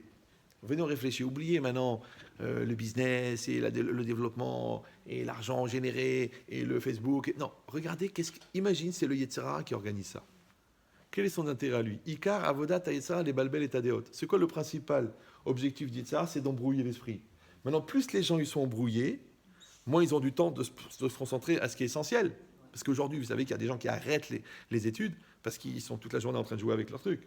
Il y en a qui n'ont plus de rapport avec leurs parents parce que c'est leurs amis qui comptent. D'accord ? Il y en a qui n'ont plus de réalité physique parce qu'ils ont assez d'amis sur Facebook, ils n'ont plus besoin d'avoir des amis dans la réalité. Donc on est en train de faire rentrer les gens dans une obscurité, mais lumineuse. Le bilboul. Les gens sont mélangés. Ils ne savent plus. Elle aime son mari, mais elle discute avec des gens sur Internet. Elle se confie là-bas, qu'elle ne se confie pas avec lui. L'autre, il dit, moi aussi. Moi j'ai eu un cas de Shalom Bayit. La femme, elle a dit, écoute, moi, je veux bien qu'on se marie, mais tu arrêtes tes amis sur Facebook. Mais il n'y a que des filles. Et dans son profil, il n'y a pas de photo de sa famille, il n'y a que lui.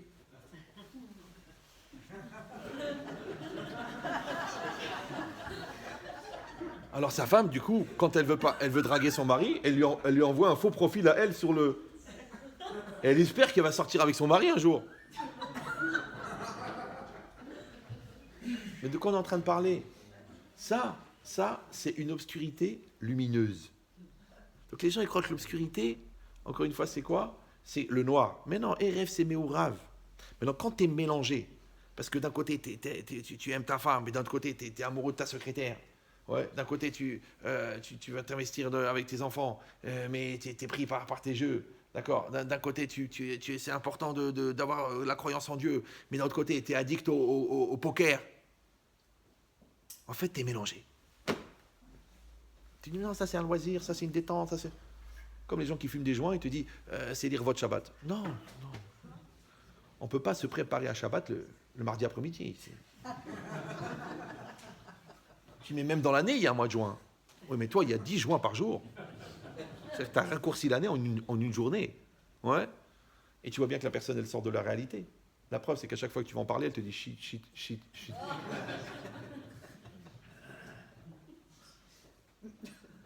Alors, je comprends qu'il faut se fixer une ligne. On n'est pas obligé de l'aspirer sous prétexte qu'elle est blanche. D'accord. Mais c'est ça le problème. C'est-à-dire que l'Yetzer Hara, il a créé un outil incroyable qui fait que les gens, ils sont la tête dans le téléphone, ils divorcent à cause du téléphone, ils trompent avec le téléphone, ils vivent avec le téléphone, ils prient le téléphone, puisqu'ils ont entendu l'appel du ciel. Samsung évident, non? D'accord. Donc c'est quoi l'idée? Vous avez compris qu'une personne, en vérité, si on sort du contexte comme ça, géopolitique, très ludique, sociologique, tminique, et qu'on dit si c'était le Yetzer Hara qui avait organisé tout ça, donc maintenant la personne, elle se retrouve dans une obscurité totale, qu'elle n'arrive plus à savoir qu'est-ce qui est important, pas important. La preuve, elle pleure sur un film américain, et elle est complètement insensible à la souffrance de sa femme. Tu dis, mais attends, mais... Il vient de voir un film, le mec, il pleure, il voit le film, il pleure. Maintenant, l'héroïne du film, elle va très bien, hein, mais lui, il pleure. Ouf.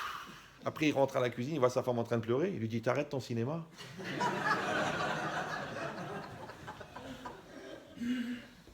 Ça a l'air d'une blague comme ça, parce que j'ai beaucoup d'humour, mais moi, je rigole pas. Hein.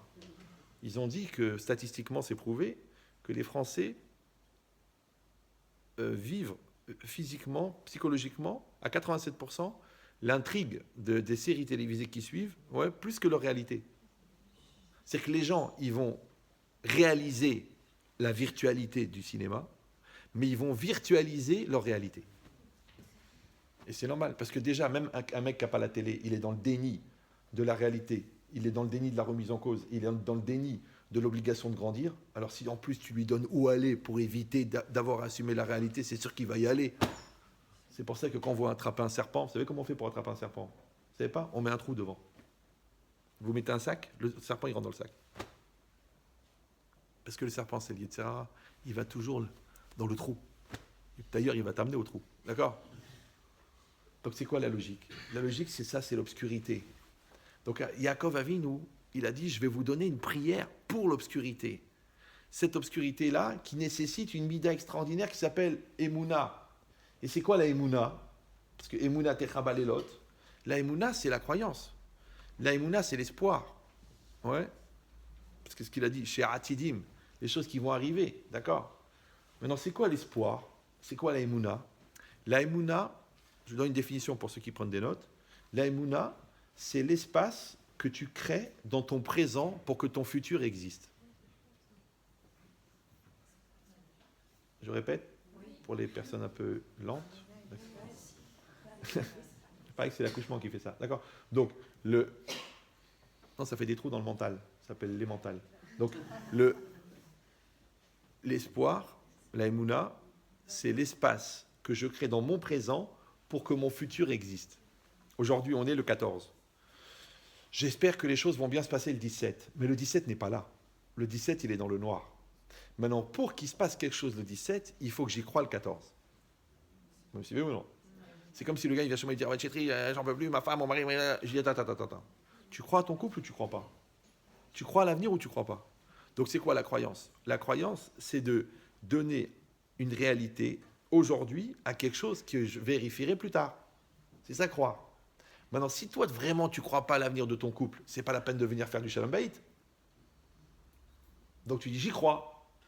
Maintenant, le fait que tu y crois, c'est pas simplement que comme ça, mentalement, psychologiquement, ça te rassure de dire bon, il faut y croire, la méthode Coué. Non, ça c'est bon pour faire de la radio. Non, l'idée c'est quoi? C'est que la personne, elle arrive à créer le futur seulement grâce à la croyance qu'elle a dans le présent. Parce que les jours, c'est comme des wagons. Il y a le wagon 1, le wagon 2, le wagon 3. Maintenant, le wagon 1, c'est le wagon 1. Le wagon 2, c'est le wagon 2. Le wagon 3, c'est le wagon 3. Pourquoi quand la locomotive, elle démarre, le 1, le 2 et le 3, ils suivent? Chaque wagon, il pourrait dire, ah bah tu te débrouilles. Non. Le wagon 1, il a sacrifié un morceau de lui pour accrocher le wagon 2. Le wagon 2, il a sacrifié un morceau de lui pour accrocher le wagon 3. Maintenant, le wagon 1, c'est aujourd'hui. Le wagon 2, c'est demain. Le wagon 3, c'est après-demain. Si aujourd'hui, tu n'as pas créé un espace pour demain, il n'y a pas de demain.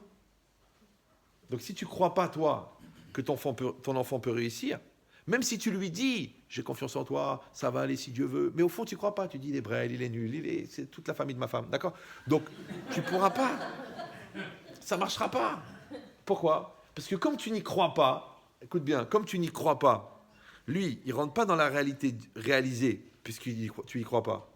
Et comme lui, il sent que tu n'y crois pas, lui-même, qui n'a pas la capacité de croire, il ne peut croire que les gens qui croient en lui. Mais comme celui qui devrait croire en lui n'y croit pas, lui aussi n'y croit pas. C'est-à-dire que la confiance que l'enfant il a en lui, elle dépend de la confiance que toi tu as en lui.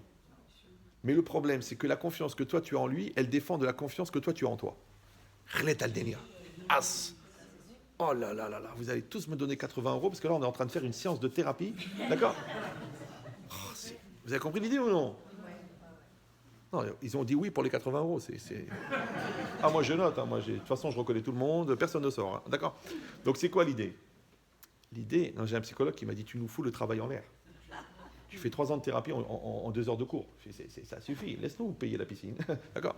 Donc, j'ai dit que c'est quoi on a dit la Emouna, c'est l'espace que je crée dans mon présent. Comment on appelle l'espace en hébreu? Makom. Ouais. Makom. C'est quoi Makom? C'est le lieu. D'accord. De quel mot ça vient le mot Makom? Mekayem. Mekayem, ça vient de Kayam. Kayam, c'est ce qui est. Mekayem, donc c'est ce qui est, c'est ce qui existe. Mekayem, c'est ce qui fait exister. Vous me suivez ou non? Quand je dis Ani Mekayem, ça veut dire j'accomplis, ça veut dire je fais exister. Donc le Makom, c'est ce qui est Mekayem. Vous me suivez toujours ou non? Donc ça veut dire que la chose ne peut être Kayam que parce qu'il y a un Mekayem. Donc la chose ne peut exister que parce que quelqu'un l'a fait exister. Maintenant, si je dis que le Makom, c'est ce qui fait exister, attention, qu'est-ce que veut dire faire exister? Exister, c'est extérieur, isté, être. C'est être à l'extérieur. Ça va toujours? Donc faire exister, c'est faire se réaliser à l'extérieur quelque chose qui est à l'intérieur. C'est bon toujours? Ça s'appelle en français réaliser un potentiel. Maintenant, le potentiel, il est à l'intérieur et je le fais exister à l'extérieur. Maintenant, pour que le potentiel intérieur se réalise à l'extérieur, il faut déjà que j'y croie qu'il y a un potentiel. C'est pour ça que si je ne vois pas le potentiel de l'enfant, si je ne vois pas le potentiel de mon couple, si je ne vois pas le potentiel de la guérison, si je ne vois pas le potentiel de l'intervention divine, elle ne peut pas exister, puisque je ne peux pas faire exister quelque chose que je ne pense pas qui est. Et on a dit que la Emouna, c'est de croire au potentiel. Donc quand tu ne crois pas au potentiel, il n'y a plus de réalité. C'est pour ça que notre peuple, c'est le peuple de l'espoir. Parce que même dans les pires situations, on a continué à y croire. Parce que pour que quelqu'un à Auschwitz, il continue à croire à la vie, parce qu'il y a deux genres de personnes qui sont sorties des camps de la mort. Les gens qui ont cru en Dieu et les gens qui ont cru en la vie. Les gens qui ont cru en l'homme. Parce que tout le jeu des nazis, c'était de faire perdre le sens des valeurs. Il n'y a plus rien qui vaut rien. Tu crois que tu es un homme, tu sors par la cheminée. Ouais. Tu crois que tu es une valeur, tu finis en cendres. Tu crois que tu as une famille, je sais par la famille. Tu crois que l'enfant, il a une valeur, je fais des expériences dessus, c'est de la viande. D'accord ? Avec ta peau, je fais des abat-jours. Avec ta graisse, je fais du savon. En vérité, c'est Balpéor. C'est de montrer à l'homme qu'il est rien. Ouais. C'est toute la finalité, c'est ça. Ouais. Nous, c'est le contraire. Nous, chaque chose, elle a une valeur. Chaque personne, elle a une valeur. Il n'y a pas une personne plus importante que l'autre. Vous savez que s'il y a une bande de brigands qui vient devant une ville de 10 000 habitants et que la ville, elle dit, et que les brigands, ils disent, donnez-nous telle personne, sinon on massacre la ville, on n'a pas le droit de donner la personne. C'est une halakha dans le Rambam, c'est une halakha dans le Talmud. On n'a pas le droit. Tu dis, mais attends. Une personne contre 1000, c'est évident, non ? C'est pas grave, c'est un sacrifice nécessaire. Les imbéciles utiles. Non. Chaque personne, c'est une neshama. Chaque neshama, c'est infini. On ne peut pas calculer, on ne peut pas compter plus, moins, plus important, moins important, tu ne peux pas. Toute la ville va être massacrée. On n'a pas donné une personne. D'ailleurs, à chaque fois que tu vois qu'il y a des gens qui ont sacrifié une personne pour une communauté, ils sont rendus malades. Alors au début, ils ont dit, écoutez, c'est la loi de la raison, hein, écoutez. Hein. Puis après, ils ont dit, mais comment j'ai pu faire une chose pareille et j'ai enlevé sa vie et ils deviennent fous. C'est normal. Donc qu'est-ce qu'on comprend d'ici ? On comprend que la Emouna, c'est de croire dans le potentiel. Or nous, même dans les pires situations, on a continué à croire. Pourquoi on appelle le peuple de la croyance ? Ouais. Et c'est pour ça qu'on amène la lumière. C'est pour ça que à l'anniversaire des tzadikim, on allume une lumière. Alors que les autres, qu'est-ce qu'ils font ? À chaque année, ils éteignent des lumières. Ça s'appelle l'anniversaire. 30 années, 30 lumières. Et après, vas-y. Donc tu vas vers l'obscurité quand tu éteins la lumière. Nous, le contraire, nous. Celui qui est mort, on allume la lumière. On fait la Iloula. La Iloula, c'est le feu. Avec quoi tu souffles avec ta bouche ? Mais ton souffle, c'est la Neshima. La Neshima, c'est la Neshama. C'est pour ça que le feu de la Havdalah, il ne faut jamais souffler dessus. Il faut l'éteindre avec le vin. Il ne faut pas l'éteindre avec le souffle. C'est dangereux, ça peut amener une xéra sur la personne. Les gens, ils ne savent pas, ils disent, on souffle. Mais tu te crois à ton anniversaire ou quoi ? Donc, qu'est-ce qu'on est en train de dire ? On est en train de dire que est-ce que la personne, elle va aller vers la lumière ou est-ce que la personne, elle va aller vers l'obscurité ? Ouais. Mais alors, quand on est dans l'obscurité, qu'est-ce qu'on peut faire ? On ne peut pas voir, on ne peut que croire. Et la croyance, c'est ce qui permet de traverser les choses. Ok ? Super. Maintenant, si c'est ça, il a dit, c'est marqué, le Hagid, baboker chazdecha, ve'emunatecha balelot. D'accord ? On a dit emuna balelot, on a compris maintenant. D'accord ? Que quand je suis dans une situation de stress, une situation où je suis perdu, une situation où je ne sais plus où j'en suis, je dois m'en remettre à Dieu. Je lève les mains et je dis Enron milevado. Par contre, comment je vais réussir à faire ça ? Je dis alors pourquoi tu dis ça la nuit ? Je dis c'est le jour. Même quand il fait jour, ouais, ça veut dire maintenant si vous avez compris, si la nuit c'est quand ça va mal, le jour c'est quand ça va bien. D'accord ? Donc tout va bien dans ta vie. Baruch Hashem. Tu es en bonne santé, la parnasse elle est super, les enfants ils sont bronzés, ce qui est un bon signe, d'accord ? Ils sont intelligents, il y a l'équilibre dans la maison, il y a le shalom bayit. Il n'y a pas de voisine, il n'y a rien du tout. Tu dis, mais c'est the boker, ce qu'on appelle en anglais the couple, d'accord ? Tu dis là, qu'est-ce qu'il faut faire ? Les hagid baboker, chazdecha. C'est quoi les hagid chazdecha ? Tu diras, c'est bonté. Comment on appelle ça en français ? La gratitude, d'accord ? Encore gratter. Non, c'est dire merci. C'est dire merci, d'accord ? Maintenant, c'est pas facile de dire merci quand il fait jour. Tu sais pourquoi ? Parce que quand il fait jour, comme tu vois, et tu vois le lien avec toi, tu penses que ça vient de toi, parce que tu es le centre du monde. Alors tu dis, pourquoi je vais dire merci ? Puisque c'est grâce à moi. Donc c'est facile la distinction. Ce qui est mauvais, c'est à cause de l'autre, et ce qui est bien, c'est grâce à moi. C'est vite fait, tu as gagné du temps. Ouais. Non. Toi tu dis, akarat atov, c'est reconnaître le bien. Ouais. Donc c'est quoi ? C'est la gratitude. Maintenant, la gratitude, c'est quoi ? C'est que tu dis Baruch Hashem. Baruch Hashem. Le magasin, il marche bien, Baruch Hashem. Mais c'est pas que dans ton cœur, tu dis c'est grâce à moi parce que je suis un super vendeur, et pour l'autre, tu dis Baruch Hashem, genre preuve de modestie. Non, Béhémet, tu sais, parce que le gars à 100 mètres, il vend la même chose que toi, et il rentre chez toi, le client. Tu dois dire, Baruch Hashem. Il y a des dentistes toute la journée, des implants, comment ça s'appelle? Ouais, des trucs, des bridges, des 5 000, 3 000, 8 000, 9 000, 8 000, 10 000, 4 000, et l'autre à côté, le cabinet à 17 mètres à côté, il n'y a pas un gars qui rentre. Ils sont là avec la secrétaire, ils jouent aux échecs, ils attendent. De temps en temps, il y a un gars qui rentre, il dit, est-ce que je peux aller aux toilettes? Tu dis, mais c'est un cabinet? Eh bien, justement.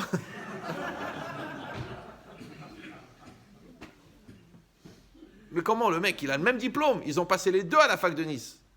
Un, il prend 23 000 euros par jour dans la poche, 50 000 de chiffre d'affaires. Et l'autre, Beko Chibé.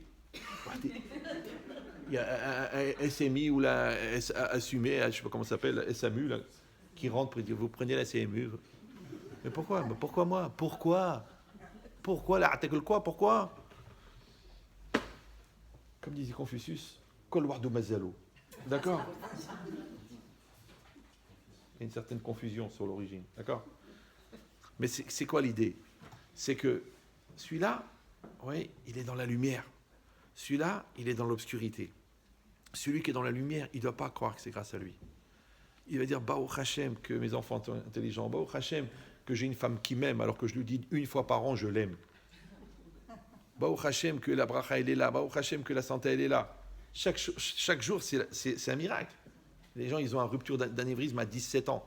Donc si à 64 ans, tu montes les escaliers, tu dois dire Baruch Hashem. Tu dis non, grâce à Dieu, j'ai toujours fait du sport. Tu ne veux pas voir les mecs qui ont mangé bio toute leur vie, qui sont morts étouffés de graisse. Alors, ça ne veut rien dire. Tu dois faire ce que tu dois faire, mais c'est quand même grâce à Dieu.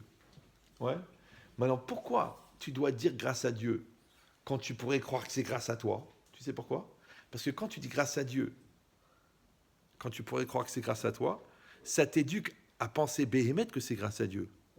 Donc quand tu ne pourras plus trouver de solution et quand on te dira alors qu'est-ce que tu vas faire, tu vas dire j'en sais rien parce que c'est la nuit, je ne vois pas de solution. Là tu pourras t'en remettre à Dieu. C'est que la capacité à être capable de dire, de demander l'aide de Dieu quand ça ne va pas, c'est parce que tu as été capable de dire grâce à Dieu quand ça allait bien. En français ça s'appelle un apprentissage. Vous me suivez ou non? Ça veut dire que dans la vie, il y a du bien et du mauvais. C'est comme ça. Je sais, les gens, ils disent le bien, ok, mais le mal, non, il y a du bien et du mal dans tout. D'accord? Il y a du bien, dans le couple, il y a du bon et du mauvais. Dans le business, il y a du bon et du mauvais. Dans les études, il y a du bon et du mauvais. Dans tout, il y a du bon et du mauvais. Donc quand on dit qu'il faut avoir Akarata Tov, la reconnaissance du Tov, ouais, ça veut dire quoi Tov pour les redoublants? Tov, ça veut dire complet. Ah, voilà les gens sérieux. Les hommes, personne n'a répondu. Hein. La chouma. Exactement. Donc, Tov, ça veut dire complet. Donc, Akarata Tov, ça ne veut pas dire reconnaître le bien.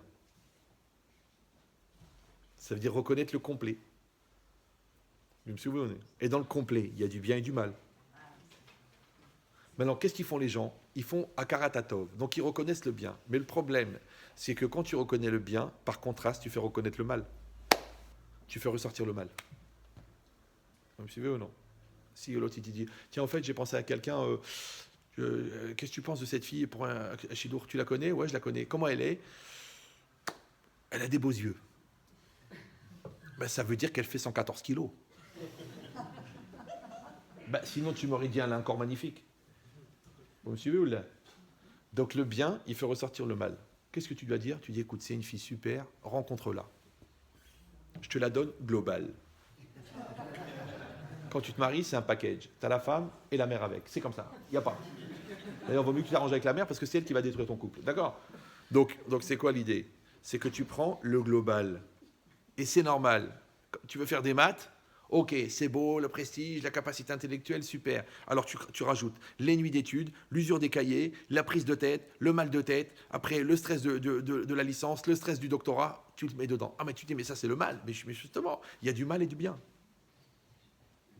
Et pourquoi il y a du mal et du bien? Parce que tu dis peut-être qu'on aurait pu faire des trucs où il n'y a que du bien et des trucs où il n'y a que du mal. Comme ça, celui qui veut le mal, il prend que le mal. Et celui qui veut le bien, il prend que le bien. Mais non, ça ne marche pas comme ça. C'est qu'il y a du mal dans le bien, d'accord? Et il y a même du bien dans le mal. Parce que pourquoi les gens ils fautent? Parce qu'ils veulent le bien qu'il y a dans le mal.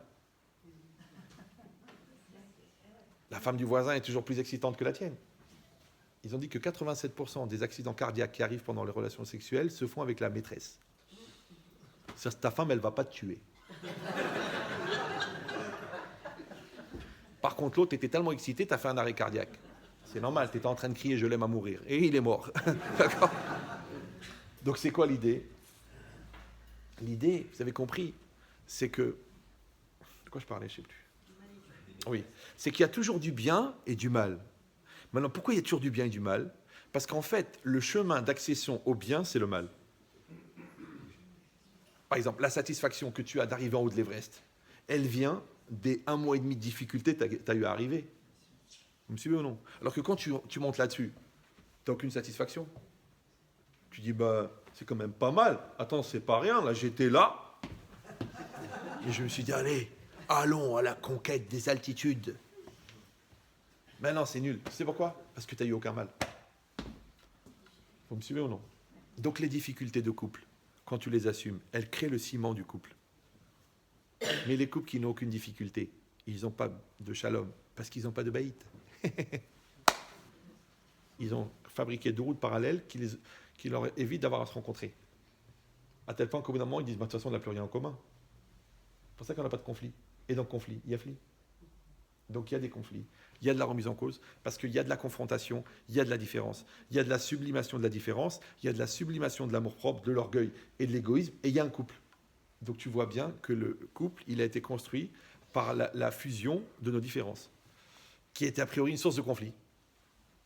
Donc le mal, il devient un bien.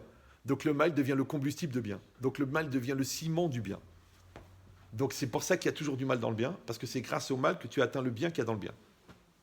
Ça va toujours ? Super. Donc Akaratatov, ça ne veut pas dire reconnaître le bien. Grave erreur qui a été enseignée à l'Ulpan là-bas. Akaratatov, c'est reconnaître le complet. J'accepte le complet.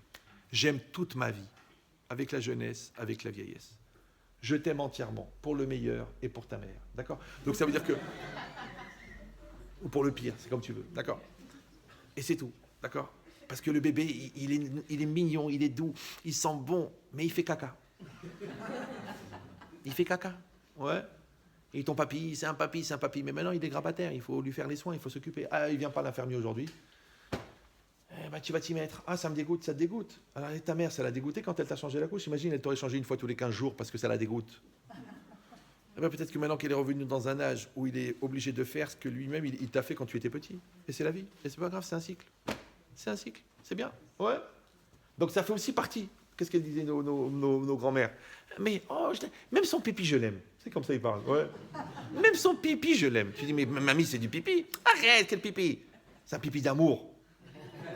Donc ça veut dire que quand tu reconnais le bien, il n'y a plus de souffrance. Il n'y a plus de difficulté. Parce qu'il n'y a que de l'amour. Donc qui c'est qui souffre ? Les gens qui font une sélection de ce qui les intéresse, de ce qui leur apporte, de ce qui leur fait du bien. Du coup, ce qui leur coûte, ça les fatigue. Ça les use. Alors ils sont de plus en plus usés. Pourquoi ? Parce que comme ils ont choisi que le bien, ils ont rejeté le mal. Après, même le bien, ils s'y habituent parce que combien d'années tu peux manger la même pizza ? Du coup, même le bien, il devient insipide. Le mal, tu ne vas pas t'intéresser. Le bien, il ne t'intéresse plus. Qu'est-ce qui reste ? Netflix. La dépression. T'as compris ou non ? Mais si toi, tu dis, moi, j'aime le bien et j'aime le mal. C'est-à-dire, j'aime le bien et j'aime ce qui est difficile dans la chose. Et je continue à t'aimer. Eh ben, t'es vieille, mais je continue à t'aimer. Maintenant, on a moins de capacité physique, mais on a plus de complicité, on a plus de compréhension, on a plus de confiance. Viens, on profite. Ah non, je ne suis pas d'accord. Moi, j'ai besoin de certaines performances. Mais arrête avec tes cachets bleus. Une personne, elle doit comprendre que le couple, il évolue. Les enfants, ils évoluent. Maintenant, c'est une autre approche. Maintenant, tu étais un père, stressé, angoissé. Comment je vais faire ? Les enfants, j'ai peur. Maintenant, tu es un grand-père, tu es détendu. Tu prends ton petit-fils. Écoute, mon fils. Fais-moi confiance. Ne perds pas le temps. Ok, papy, je vais le faire. Le père, 28, des cris, des nerfs, des stress, des menaces, des malédictions. Wallo. Non. Le grand-père, écoute mon fils, c'est pas bien. Ok papy, ok papa, je te fais confiance. Ok papy. Tu vois, le grand-père, il parle différemment au père. À l'enfant. Vous me suivez ou non ? C'est pour ça que la Gemara dit, il faut que celui qui apprend la Torah à quelqu'un, c'est comme s'il a entendu du Har Sinaï. Celui qui apprend la Torah à son petit-fils, c'est comme s'il a entendu du Har Sinaï. Pourquoi? Parce qu'il n'y a pas le stress parental, il n'y a pas le conflit parental, la rivalité. Ouais, mon père, moi, mon fils, ouais, pour qui il se prend, pourquoi je me prends? Il n'y a pas le grand-père, c'est pas ton fils. Donc tu as la capacité d'enseigner sans avoir le stress d'être déçu. Parce que le père, pourquoi il est stressant? Parce qu'il a peur d'être déçu. Mais le grand-père, il n'a pas peur d'être déçu, c'est pas le sien. Il a fait son boulot. Moi, des fois, je vois quand mes enfants ils sont venus avec leurs enfants, je rigole, je dis rien. Ma femme, elle me dit, tu dis rien? Non. Je les laisse kiffer. Des fois, ils veulent un autre mode d'enseignement, un autre mode d'éducation. Bon, nous, on sait ce qu'on a produit. Maintenant, vous voulez faire d'une autre manière. Vas-y, essaye. De toute façon, ça en aura d'autres. Hein. Ouais. Donc, c'est quoi l'idée? L'idée, c'est que le bien et le mal, vous avez compris maintenant, quand je les assimile et que je les rends bien, ils deviennent bien. Donc, il n'y a plus de mal. Par contre, quand je les sépare, parce que je regarde ce qui me dérange et je regarde ce qui me fait plaisir, donc je suis un consommateur, d'accord? Donc, automatiquement, le mal, le bien, il fait ressortir le mal.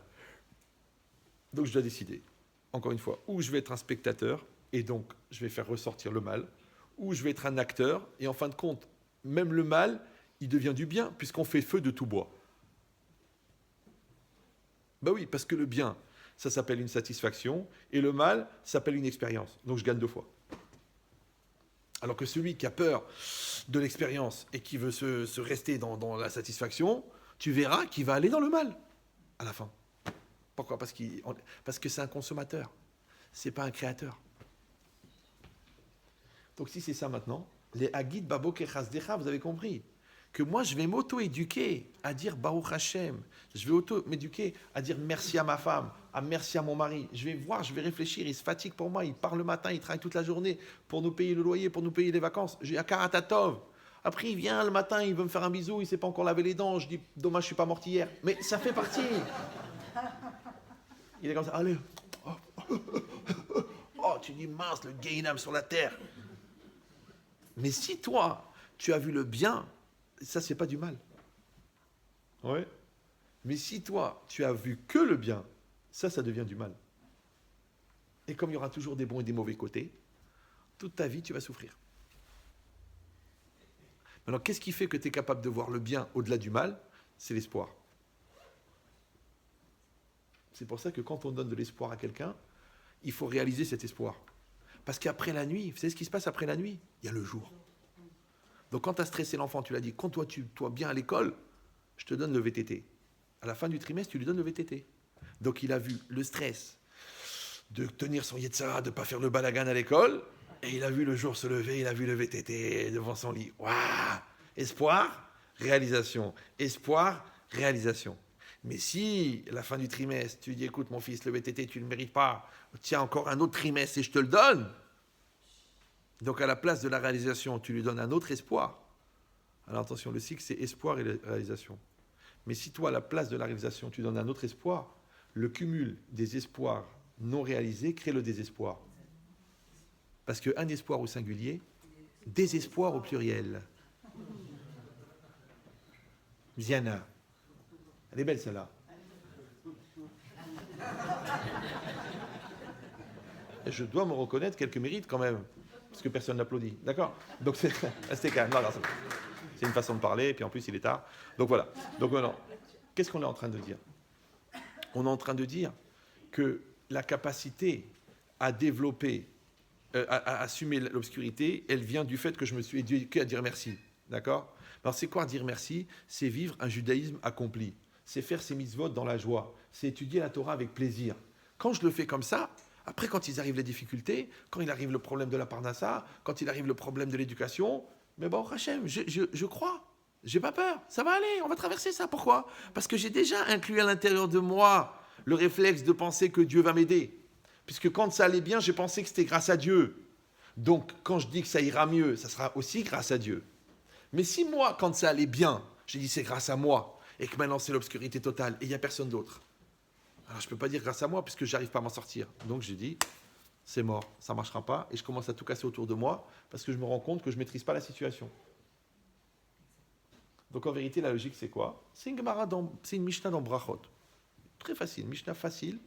C'est marqué Keshem Shemevarechim ala tova, kach maverechim ala ra'a. De la même manière qu'on fait une bénédiction pour le bien, on doit aussi faire une bénédiction pour le mal. C'est un truc bizarre dans le judaïsme, ouais.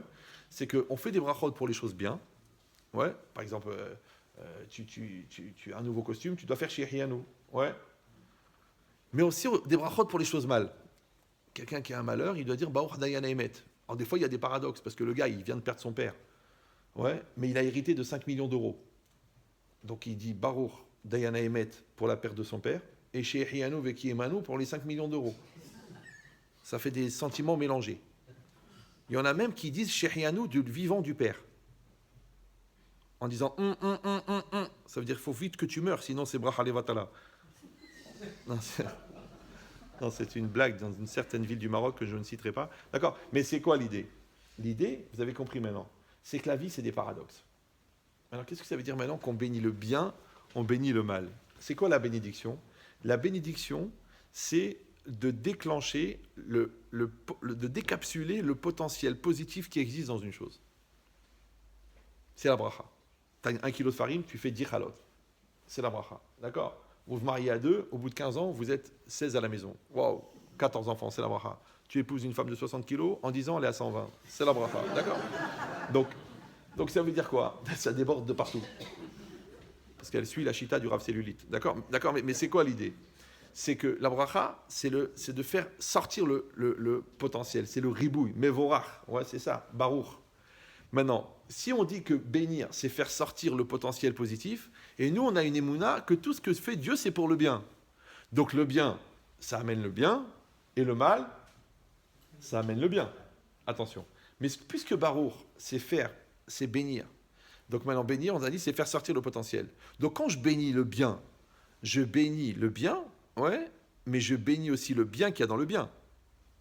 Donc le bien amène du bien, parce que je bénis le bien que je vois, et je bénis le bien auquel je crois.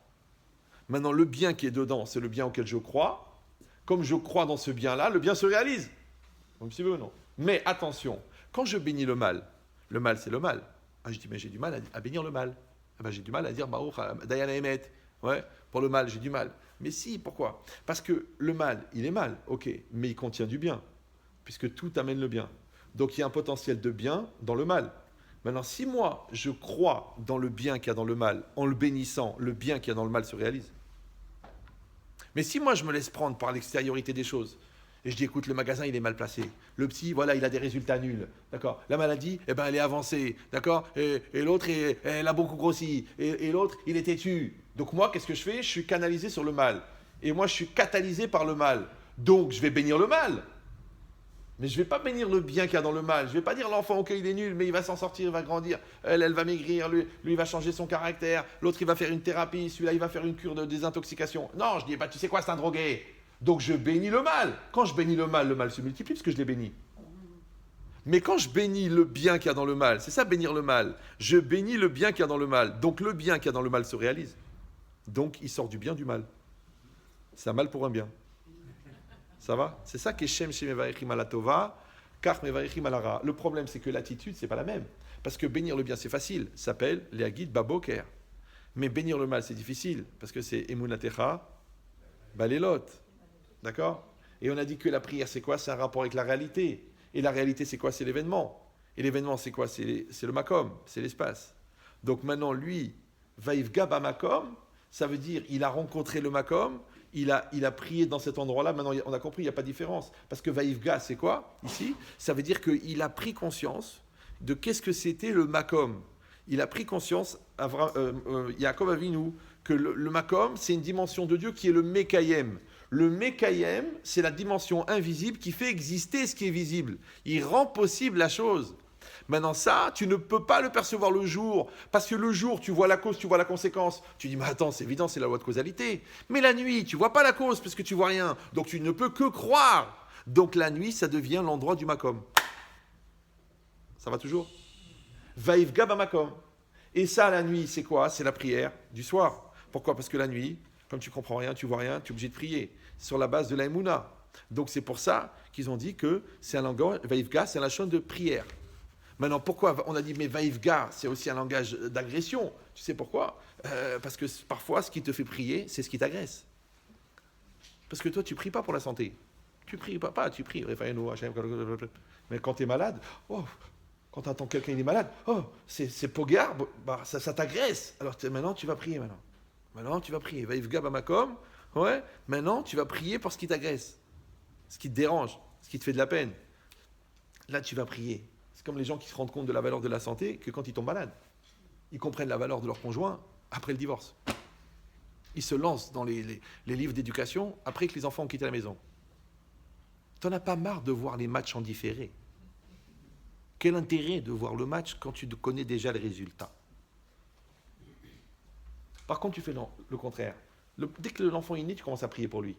Tu pries pour sa santé, tu pries pour sa réussite, tu pries pour sa spiritualité, tu pries même pour la personne qu'il va rencontrer et même pour la belle famille qu'il va mériter. Tu dis, mais attends, il a 2 mois, il est né hier. Eh bien, commence à prier. Parce que quand tu pries, tu es en train de poser les jalons dans lesquels va s'inscrire la trajectoire de sa réussite. Mais si tu dis, ben écoute, Dayat Sarabesha'ata, quand il va me dire qu'il veut se marier, je vais commencer à prier pour lui. Mais il sera trop tard, Baba. Parce que la femme, c'est juste le relief, c'est juste l'empreinte du relief de l'homme. Donc si c'est un Ahmar, il va épouser une Ahmara. Dans une famille de Ahmar. Avec une parnassa de Ahmar. Dans un pays de Ahmar, une ville de Ahmar. Que des Ahmarim. Un élevage de Hamarim. Et quand tu vas dire, ah, si j'avais su, j'aurais dû l'aider, j'aurais dû l'accompagner, j'aurais dû l'élever, j'aurais dû le spiritualiser. Ça y est, Baba. Batel zmano, batel korbano. C'est maintenant qu'il faut le faire. Quand ça? Quand il fait noir, devant l'inconnu. Maintenant, encore une fois, l'inconnu, c'est névrotique pour les gens qui n'ont pas de croyance. Mais les gens qui croient, ça ne les dérange pas le noir. Parce qu'ils savent que la Géoula, elle va venir. Parce que vous savez qu'il y a un phénomène récurrent, d'ailleurs qui a été exprimé par le Rav Sif, si vous l'avez connu, qui était un récurrent, mais ammoniacal, d'accord?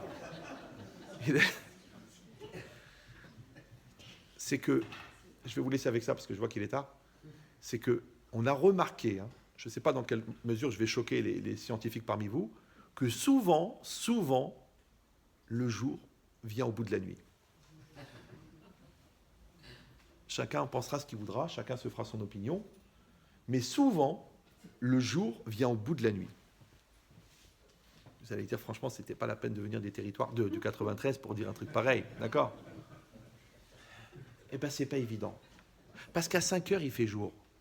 Mais à 5h30, il fait nuit.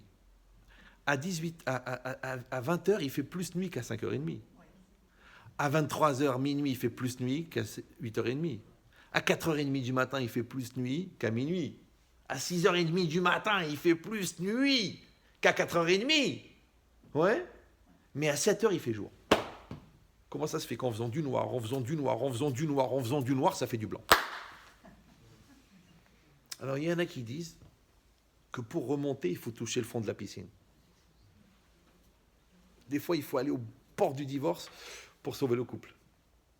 Il faut un arrêt cardiaque pour s'engager dans un régime sain qui va te sauver de la crise cardiaque. Vous me suivez ou non? Mais il y a une autre lecture. Une autre. C'est quoi? C'est quand Béhémet, la Géoula, elle vient au bout de l'obscurité. Donc l'obscurité, d'un côté, c'est angoissant, mais d'un autre côté, tu sais qu'après la nuit vient le jour. Vaillez rêve, vaillez boker. Maintenant, nous, on vit dans une génération où il y a beaucoup d'obscurité. Maintenant, le problème, c'est que c'est une obscurité lumineuse. Parce que tu vois les téléviseurs, et tu vois la communication, et tu vois les championnats du monde, et le festival de Grasse. Donc, tu vois tout ça, tu dis, waouh, combien de lumière! Mais à chaque fois que tu rentres à l'intérieur, tu trouves de la crasse, de la pédophilie, de l'abus sexuel, de l'embrouille, de l'argent. Tu dis, en vérité, c'est cette lumière, elle est obscure. Il n'y a plus de lumière. Ouais. Il dit, même après, la personne, elle réfléchit que même dans la religion, c'est compliqué. Parce que à la fin des temps, on dit tous les grands rabbinim, ils vont mourir. Il va rester que des jeunes. Et chaque jeune, il va dire, c'est moi qui ai la vérité. Et on ne va pas savoir. Parce qu'avant, tu disais, oui, nous, on n'est pas comme eux, on n'est pas des goy, on n'est pas des trucs. Après, tu dis, oui, on est des juifs, mais on n'est pas comme eux, on n'est pas des sfarades, on n'est pas des ashkénazes. Après, tu dis, nous, on n'est pas des sionistes, on n'est pas des antisionistes, nous, on n'est pas de la gauche, on n'est pas de la droite, nous, on n'est pas des trucs. À la fin, tu dis, alors, on est qui alors? Vous me suivez ou non? C'est pour ça qu'on a besoin, malheureusement des menaces pour se réunir. C'est vrai qu'en Israël, vous avez vu toutes les kippotes qu'il y a? Kippote noire, kippote blanche, kippote de Baali Tchouva, kippote srouga, kippote tricoté, kippote saal, kippote naï, kippote harawa. Ouais. Et chacun, oui, moi je suis pas d'accord avec lui, je suis pas d'accord avec lui, ça c'est pas de la chassidoute, ça c'est pas de la Torah, ça c'est pas de la Gemara, ça c'est pas de la truc, ça c'est pas de la halakha, ça c'est pas de... ça c'est du folklore, ça c'est de l'ambiance, ça c'est... Il a fallu kippa da barzel. C'est ce que c'est kippa de barzel. Le dôme de fer. C'est le dôme de fer qui a réuni toutes les kippotes. Du coup, l'équipe noire, ils allaient dormir chez l'équipe Srikot, parce qu'ils n'avaient pas où aller. L'équipe blanche, ils ont prié pour l'équipe noire. L'équipe noire, ils ont prié pour l'équipe Tsahal. Tout le monde a prié. Donc malheureusement, les bénis Israël sont comparés aux olives, et on a besoin de les presser pour en faire sortir le meilleur. Mais on peut faire le contraire. On peut dire, mais écoute, Baruch Hashem, chacun il a un rôle à jouer. Celui-là, il est bien à la yeshiva, et celui-là, il est bien à l'armée, et celui-là, il est bien à la faculté, et celui-là, il est bien à Dassa, il a trouvé encore un moyen de soigner telle maladie, et celui-là, il est bien parce que ce tzaddik là, il prie, et comment il est devenu une telle prière, parce que ça fait 22 ans qu'il prie. Ouais, s'il était à l'usine en train de ranger les cartons, il ne serait pas devenu ce tzaddik. Donc chacun, il a un rôle à jouer, et c'est bien. Et qu'est-ce que tu regardes? Toi, tu regardes le complet. Donc tu as Akarat Atov de Kol Am Israël. Mais si tu commences à faire des différences, ah non, ça c'est des goïs, ça c'est des juifs, ça ils sont pas assez religieux, ça ils sont trop religieux, ceux-là c'est des obscurantistes, et ceux-là c'est des malades mentaux, et ceux-là c'est des ultra-orthodoxes, et ça c'est des extrémistes, et c'est ça c'est des ayatollahs juifs. Il fallait un journal juif qui dise que les rabbins sont des ayatollahs juifs. À l'époque, vous vous rappelez Marianne? Et il faut de la mémoire. C'est le devoir de mémoire. Ouais. Donc vous avez compris qu'en vérité, nous, on doit réussir à dépasser tout ça, parce que tout ça, c'est du décor. Tout ça, c'est de l'ambiance. Tout le monde, c'est Alma des Chikras, c'est un monde de mensonges. C'est de savoir, est-ce que nous, au-delà de ça, on garde notre essentialité? Or, notre essentialité, elle s'appelle le Shulchan Aruch. Elle traverse les siècles. Le matin, tu es juif, tu pries. Tu mets tes téphilines. Tu manges kasher. La synagogue, tu vas. Le Shabbat, c'est Shabbat. La cacheroute, c'est cacheroute. La nida, c'est nida. La sniout, c'est sniout. Tu dis oui, mes plans, mes... C'est ça ce qui a traversé les siècles. Parce que le complet poisson, il a existé. L'Abkaïla, elle durera le temps que peut durer une vidange de camion. Ah, qu'est-ce qu'elle peut durer? D'accord, ouais. Mais ça, c'est du folklore. Et ça, c'est du gefilte fiche. Et ça, de qui je me fiche. Ça va passer. Mais la Torah, elle ne va pas passer. Donc celui qui est malin, ouais, il va mettre son espoir dans la Torah.